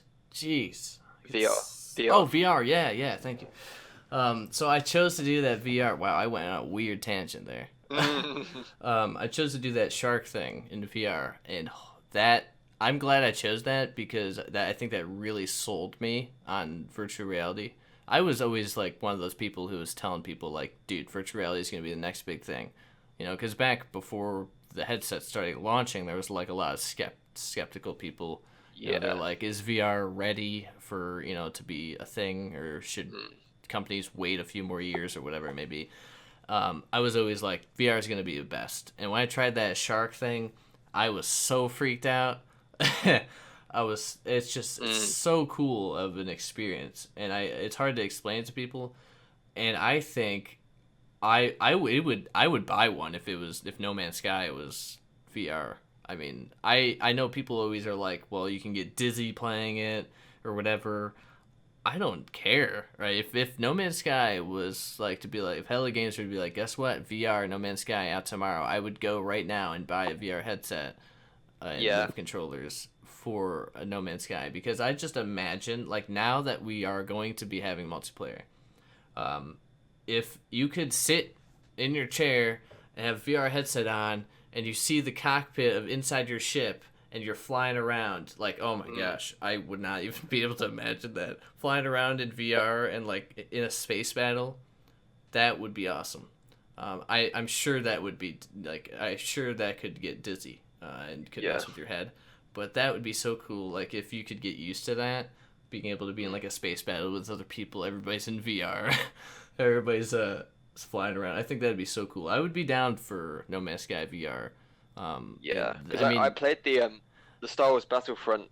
The Star Wars Battlefront had a VR um like mission added, and I played that, and that I was like, if could be in No Man's Sky, it would be amazing because there is a bit you're in space and you look and you see the planet to your side, and you can see you see your body and you see the cockpit and everything around you, and I was just like, if I was like mind blown by it, and I was just like, but if this was No Man's Sky and I could then just turn and fly to the planet and land on it, I would just yeah, plug just me into the Matrix. I just would just live cry there on the forever. spot. Yeah, just, Yeah, just break down in tears. Like I can see myself like live streaming VR yeah. first experience, and then I just like take the headset off and start crying. Like this is too good, too good to be true. Mm, I mean, the other game I cover on the channel, Dreams, when that comes out, it'll have VR support on day one. So I'm already gonna have the headset for Dreams when that's out. oh yeah, Depending yeah. on, I don't know. You never know. Maybe No Man's Sky next. They haven't announced it. It'll have VR support. I mean, this whole Wear headset thing. Everybody thought, oh, they're gonna announce No Man's Sky virtual reality. It seems like the Mm, perfect time to do that based on the ARG. So it's weird that, I mean, I guess it still could be, um, but it's almost like the perfect opportunity to be like, because you've got the Wear headset, you've got all Yeah. that. It just makes sense. It makes so much Mm. sense. And I know for a fact that Hello Games knows that it makes a lot of sense because it's obvious. But the fact that Yeah. they haven't said anything really, I don't know. Mm. I imagine it still could be a possibility that it'll have VR support. Um, Yeah, you had that, and you had that episode of Black Mirror back yeah, around Christmas, that he which was tweeted about. based on No Man's Sky that he tweeted about. Yeah, which was about the VR game. Um, so there's too much. Yeah, as you say, there's too, and I don't know if it's too obvious that it's like it's so in our face that we shouldn't. Because I think that's the sort of vibe in the community. Is it's like there's so much stuff about it that is it like should we not care? Should we just be wary? Yeah. Or is it like, or are they really just dangling the carrot in front of our face and being like, this is like, you should be paying attention to the fact that this is being mentioned a lot. Right. And I think it's like, because everyone in the No Man's Sky community is so skeptical that it's like, because it's so obvious, is it too obvious? Yeah. Right. Is it like, yeah. So I think that's where I stand on it, where it's like, it's such a big clue, but is it too big that I'm like, Yeah. I don't know, just take it as like a fact and then be disappointed. So I'm still sort of being a bit wary about it. Right. I mean, yeah, I would love it though. Yeah. I would actually, yeah, with dreams as well. I would like if my mate ever took back his headset, I would go and buy a headset for No Man's Sky VR. Yeah. I mean, to be completely honest, if VR was in No Man's Sky, I would be definitely afraid to go underwater, even knowing what's underwater. I would still, Yeah. I wouldn't. You know, I've been jump scared a few times in underwater in No Man's Sky, but that's just, me just, swimming around and then I just turn and there's like one of those like shark things there attacking me. Like that'll get me here and there, but most of the time I know and I can expect. That's why when I play Rod's mod, I'm very cautious because I don't know what he's done to that game. So because I don't know like patches or what he's added to the version of No Man's Sky, so I don't know what's underwater. So I'm super cautious when I'm playing Rod's mod. I don't go in the water if I don't know what's under there during his mod. I mean, I've seen some hilarious stuff. The glitch in No Man's Sky now, or the bug, where like the fish are like swimming in super shallow water, and like their nose is they're just like dive bombing endlessly into the ground, and like half of them is like sticking out. That happens in Rod's mod too, except it's like 800 times larger. So you've got like a huge fish, and I remember I was in photo mode, and I just seen like a huge tail like in the distance, and I was like, "What is this?" And I go over there, and it's just a giant version of that fish doing the same exact thing. That's hilarious. That bug is probably the best bug that's in the game. I mean, there's not a lot of bugs in No Man's Sky right now, but I still fall through the floor in No Man's Sky. So, they fall through the ground randomly. I started messing with the terrain manipulator for the first time ever. A few days ago. Or no, yeah, I was recording that gameplay that I had to record.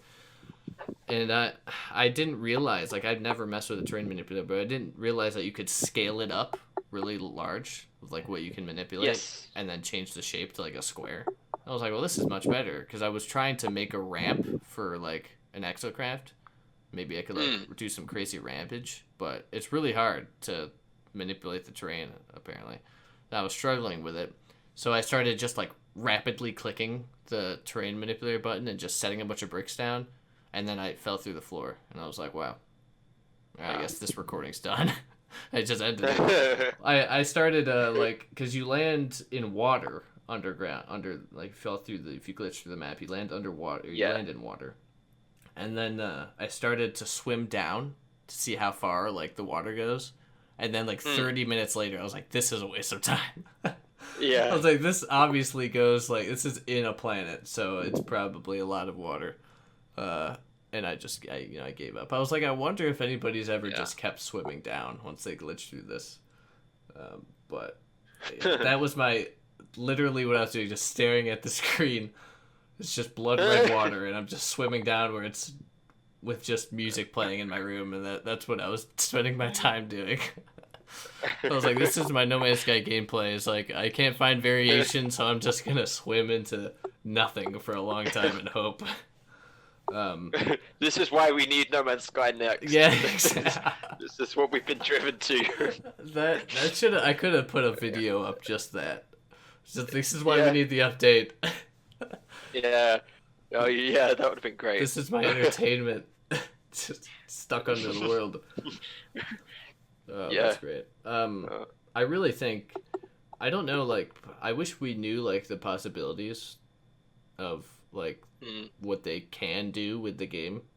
I mean, because you can look at, like, games nowadays, like, you know, what God of War can do, or, you know, that game was, you know, amazing, but it's not the same because, you know, this, like, procedural generation or whatever, but I want to know, like, is it possible, Sean, that we can have giant creatures underwater?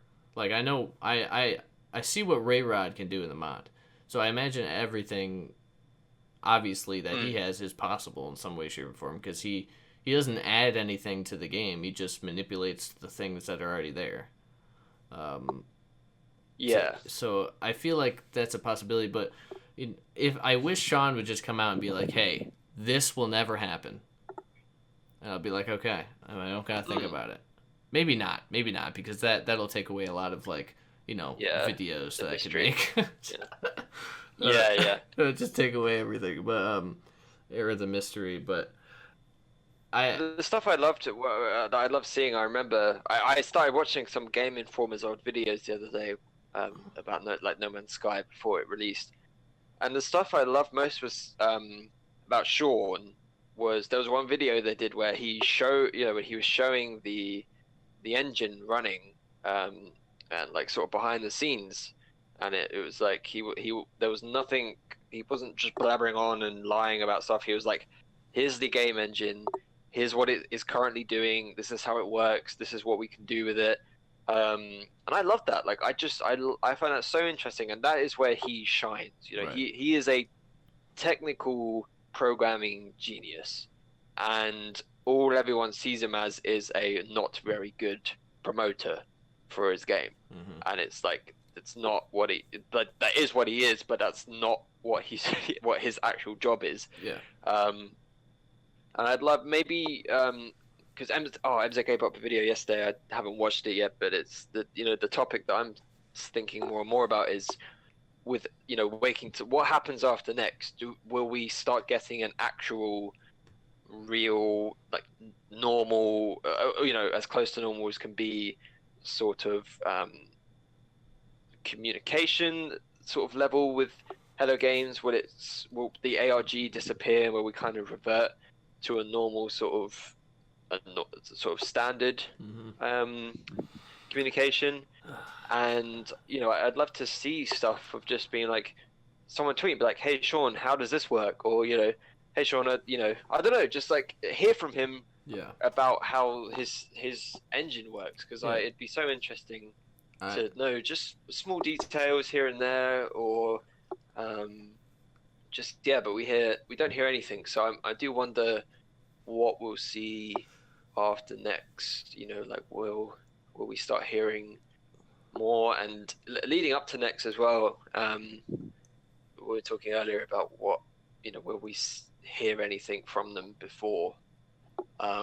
Like, I would gladly take, say, like, E3 happens, and then 2 weeks after, so still in June, and they just release a load of information about next, and they go, these are the big things that are going to be in the game, and then the ARG just dies. Like, the ARG is kind of, you can keep following it if you want, but it's not going to reveal anything that we won't find out through them just telling us directly at the same time. Right. Because I'd gladly just take, like, here's a load of information that is 100% over, like, constantly just, like, waiting and speculating, because speculating's fun and all, but I'm at the point now where I'm like, I kind of just want to know. It's tiring to speculate so much, because, like, all my videos, almost 3/4 of my videos are speculation videos because we just don't have. Yeah. I mean, I don't do gameplay. L Plays wants me to try a gameplay video. I don't do gameplay because the same reason as you. I was saying to him is I just spend so much time not doing anything. So why would anybody want to watch that? And he said that's where he thinks he got a lot of his fan base is because nobody was doing gameplay. You know, everybody was news based. And the only reason I think I did that is because that's how I started. So when it came to gameplay, that was never my thing. Like, I'll show gameplay in the background as filler, but I don't actually play the game at all for specific videos because it's just not my thing. And I mean, I told L Plays I'm gonna do a gameplay video where I act like him and like freak out over every rock that I see. And we'll see how that works. But I mean, I would just like Sean to be like, "Hey, guess what? I had a bagel this morning." Like something simple like that. Like, cool. Let's talk about bagels on Twitter. Like, I just, that's why I started that hashtag say hello thing forever ago, because that's generally what it was. Just say hi. We don't need anything else. We don't need you to tell me. I don't need you to say when your next update is or whatever. And I do believe my if you want to call it campaign worked, because when they announced next, that article said, "Hey," said "hello there," and I was like, "Ha!" Yeah. They did say hello. Boom. Not because that's their name of the company, but because I asked. Yeah. I'll go with you on that one. Yeah, so I made a whole video just about that, but just I don't know. I really feel like it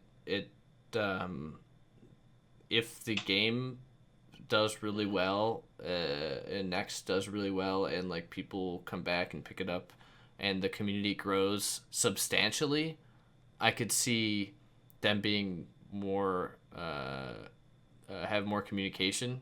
I think right now it's almost like we're speaking for them at this point, because they have this ARG, the smallest news breaks, the people do the ARG, share the info, the content creators get the info, we make the video, viewers and all the fans who play the game watch the video, therefore everybody gets the news without them having to do anything.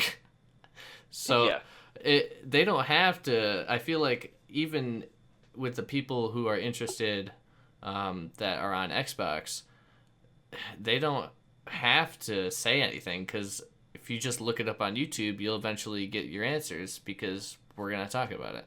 And the ARG will have it in it. Even if you're not following the ARG, you don't even have to know there's an ARG. If you don't even know that Hello Games doesn't talk, you don't know that there is no ARG, and you don't know that we on YouTube make the videos, you just search it up one day, this whole system is working, and Hello Games doesn't have to do nothing. They just hired Allison Smith, and then boom, they've got their entire thing. They don't have to talk about anything, because it trickles down the line, and then people who don't make videos and just play the game, they get the news that way. So I feel like if the community grows substantially after Next, and a lot of people come back to the game, which I don't know will happen. I am very skeptical about the community coming back or people coming back. I feel like Xbox players, they're not coming back because they never were here, because the game they never learned to hate the game because they never played it at launch.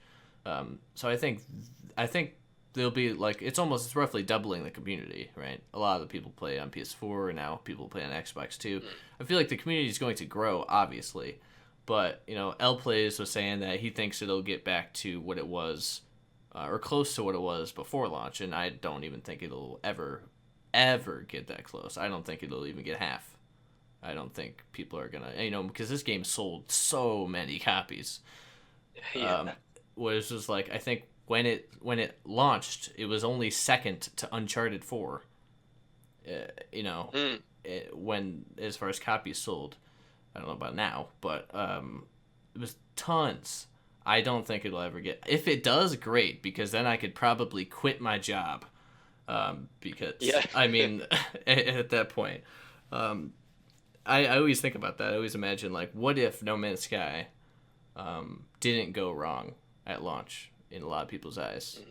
This would be so much of a different community. I mean, a lot of people would have been, I think, lost as well. Like, you never know. L Plays maybe would have found No Man's Sky and been like, "Wow, look at this huge community. I'm not going to make videos because I have no chance," or something like that. I don't know. Yeah. So, I mean, it's just weird because it's almost like, I don't want to call it unlucky, but it's almost like there's this humongous game that everybody, Cobra, everybody who's making videos on it had this awesome opportunity to really like do well on YouTube, and there's a 50-50 chance, and we just got the wrong 50.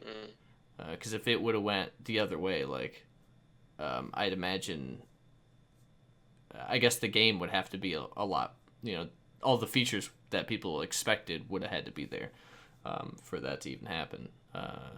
But it would be such a different experience now. I don't think it'll ever get back to that big, because that was immensely hyped up.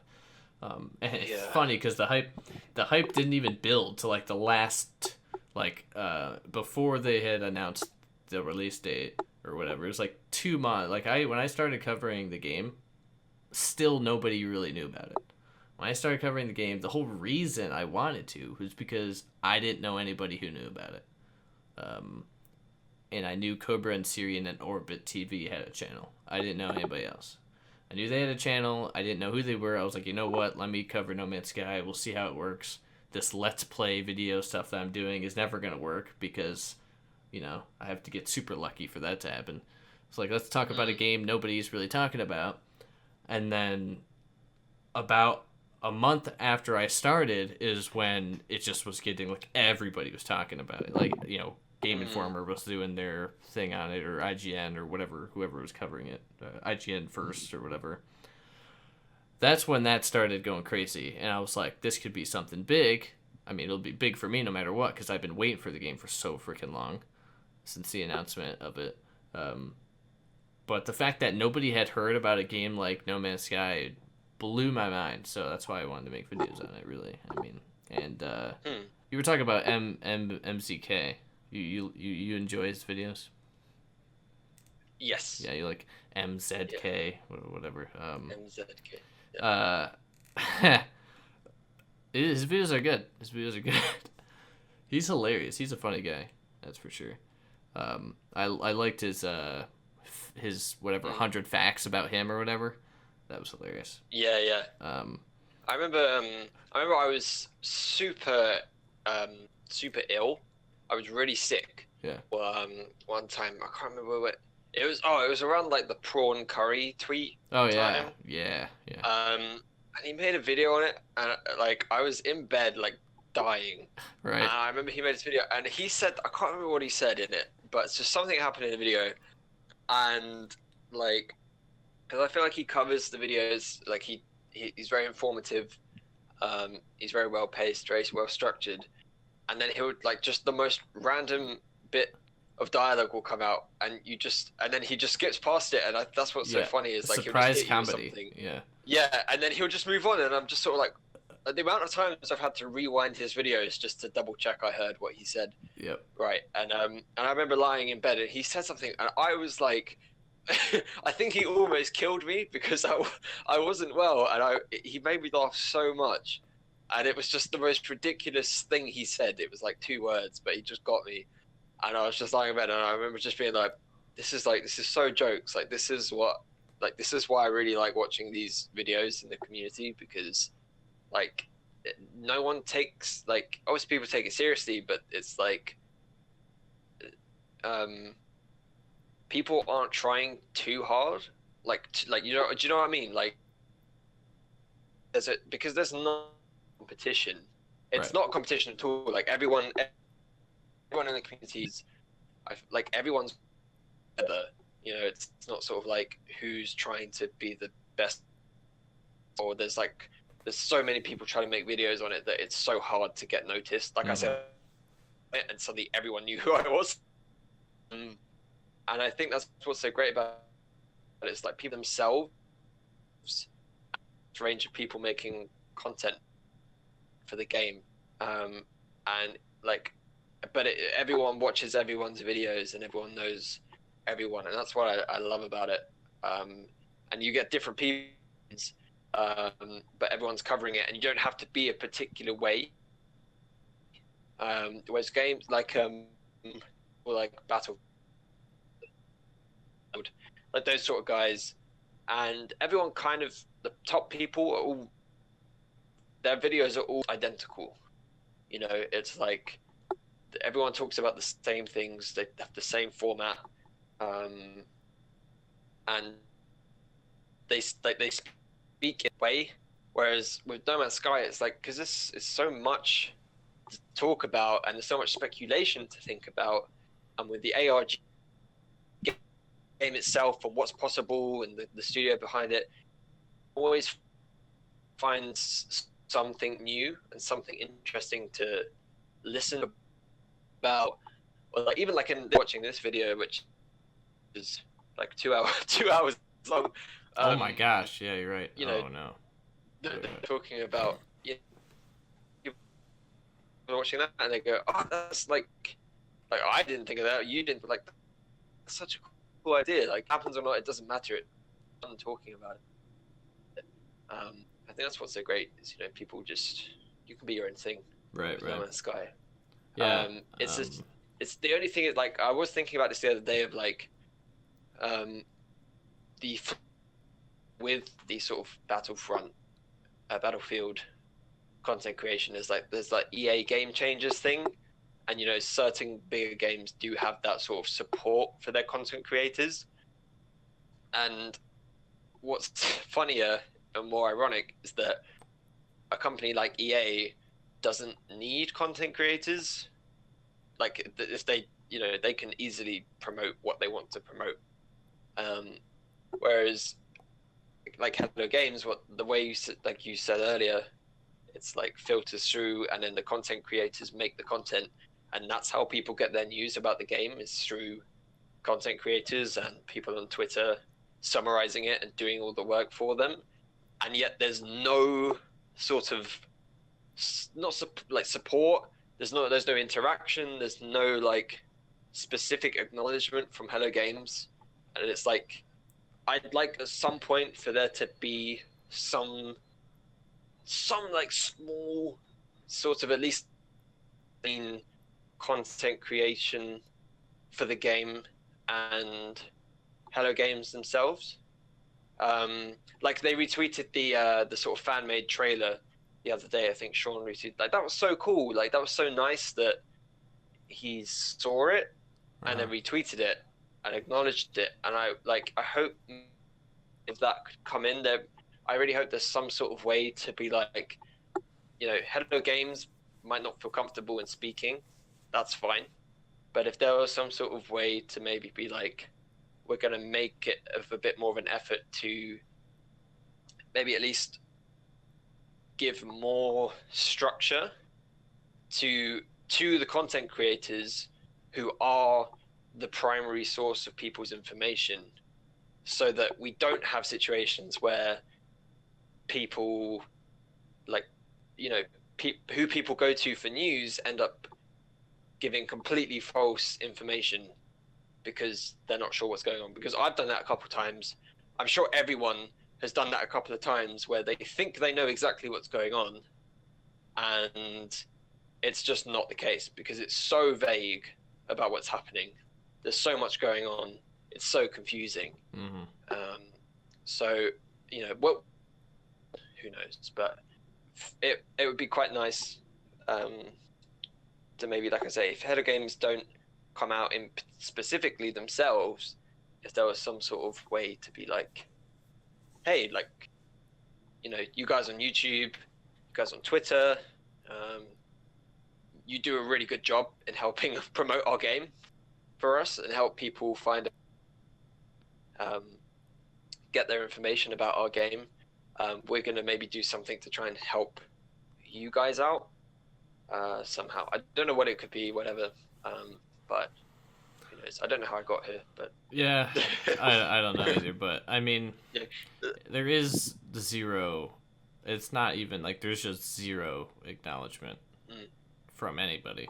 I mean, it's been 2 years. Wait, yeah, almost 2 years. Wait, I've been doing videos for more than 2 years, but the game's been out for almost 2 years, and I've put every single video on Twitter, all these tweets to them, and they've retweeted me once.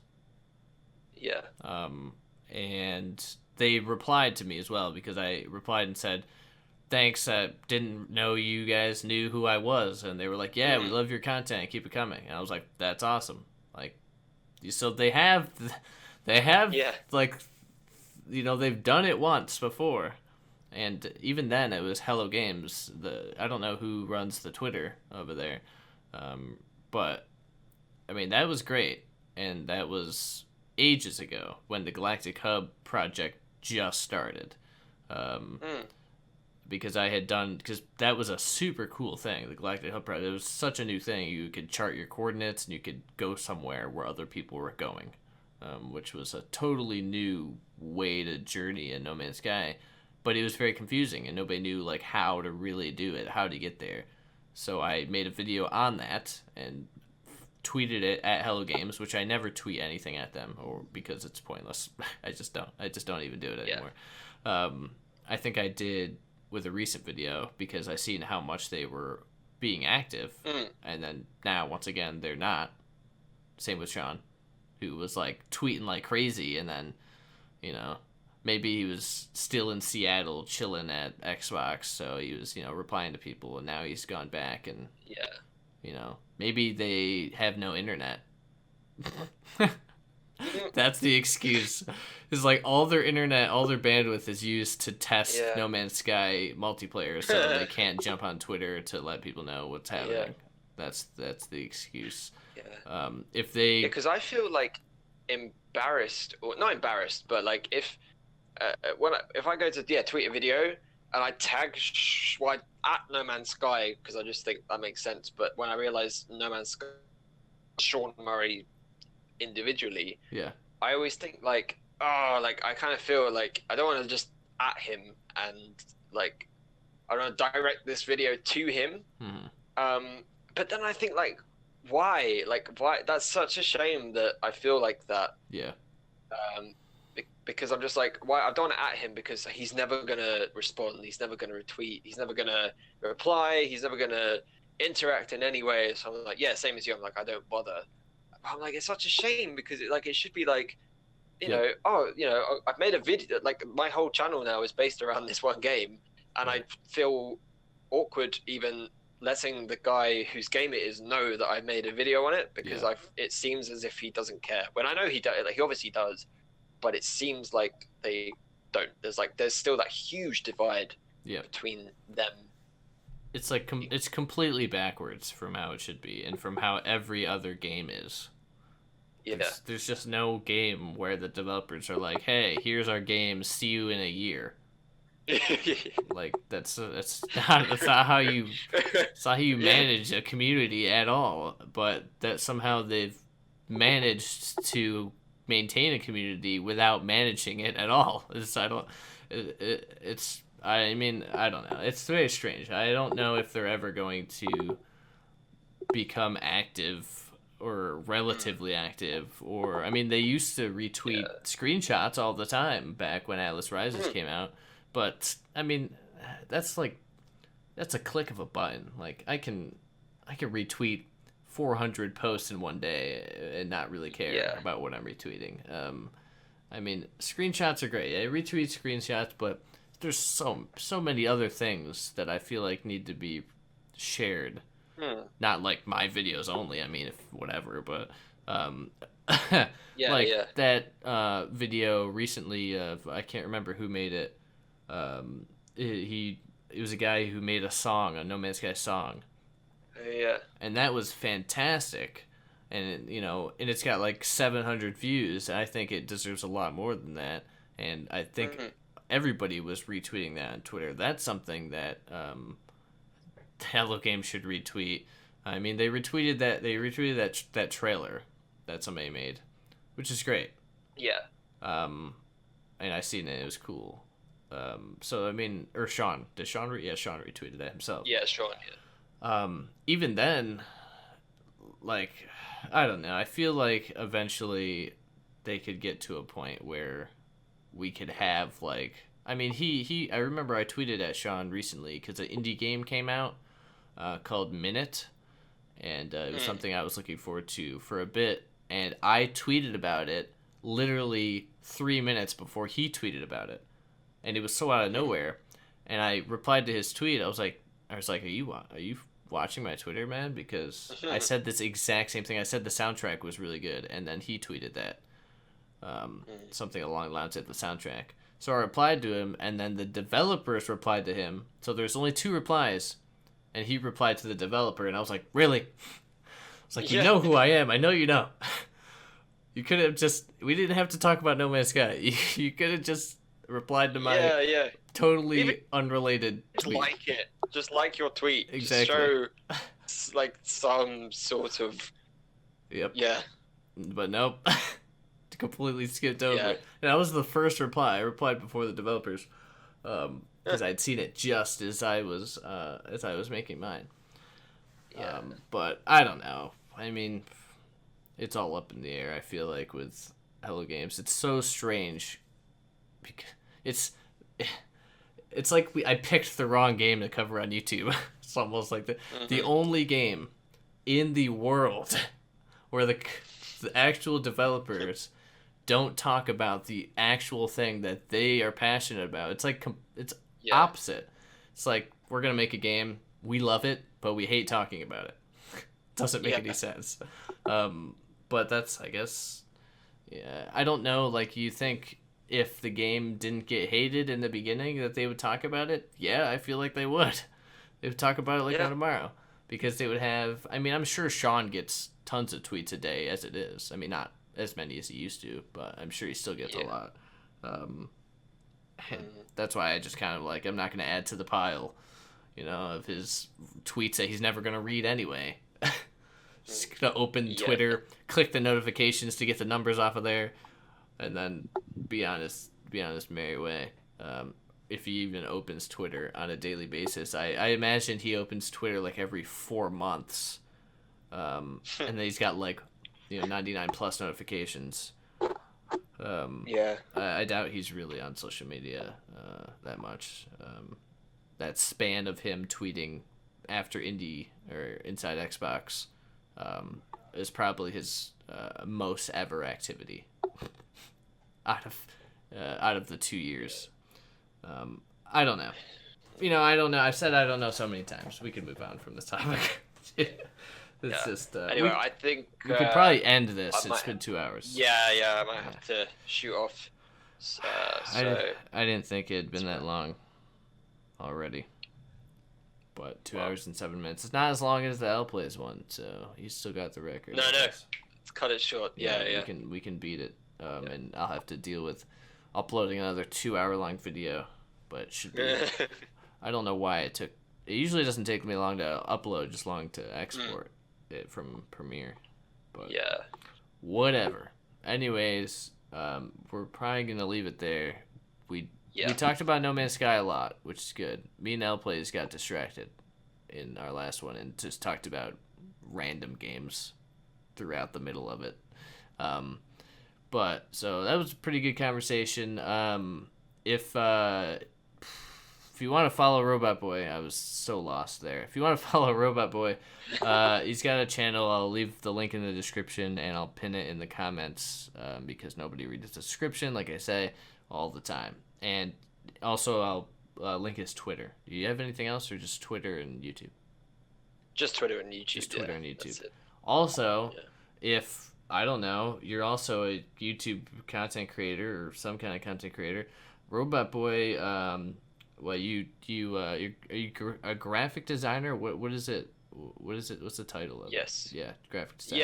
Yeah. Okay. And he made both the intros on my channel. The really dope No Man's Sky one and the really chill like Dreams one that you've only seen once because I haven't made Dreams videos.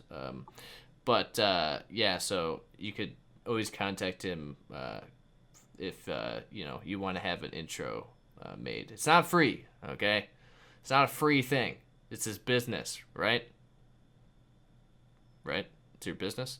Yes. Yeah, Yes, it there is. you go. Yeah. Yeah. So don't be messaging him like, JustJarrod said I could get a free intro, because I didn't. I didn't say that. Yeah. You can get free intros somewhere. I'm sure Yeah. there's places. I think all my intros were free because they were made by fans previously. But that was ages ago. Then I think I just was like, I hate these. I can't deal with it. I'd rather just jump right into the video. Be super abrupt. Yeah. But I don't know. I like the No Man's Sky one is so good. It's pretty cool. It's been a little fun make. Yeah. I didn't even give you any ideas. I was just like, I don't know, man. Do something. And then all I asked was the color change, and I was like, that was it, okay. And then the Dreams one, I didn't ask anything. I was just like, that's good. Because I just had no ideas, so whatever ended up happening was good. Anyway, okay, so all the links in the comments, and hope you guys enjoyed this episode. There'll be probably another episode sometime. These are just kind of showing up randomly. I know. I don't have a schedule for any of the videos I do. I don't know who else wants to do this. Cobra's always talking about joining up on my channel for once, but I don't know. You would think it'd be easy because our time zones are exactly the same. But I'm not sure who else wants to come on. And like I said in previous, this can be a podcast where I just talk to a fan. You don't have to be a content creator. It's just kind of, I just talk to a lot of content creators, so I guess it's easier. Anyway, so that's it for this. I hope you guys enjoyed it. Robotboy, thank you for coming on. Yeah, thanks for having me. Cool conversation. I hope you guys enjoyed the video. Like I said multiple times, I'm rambling. So until next time, I hope you guys have a fantastic day. Have a good one. Peace out.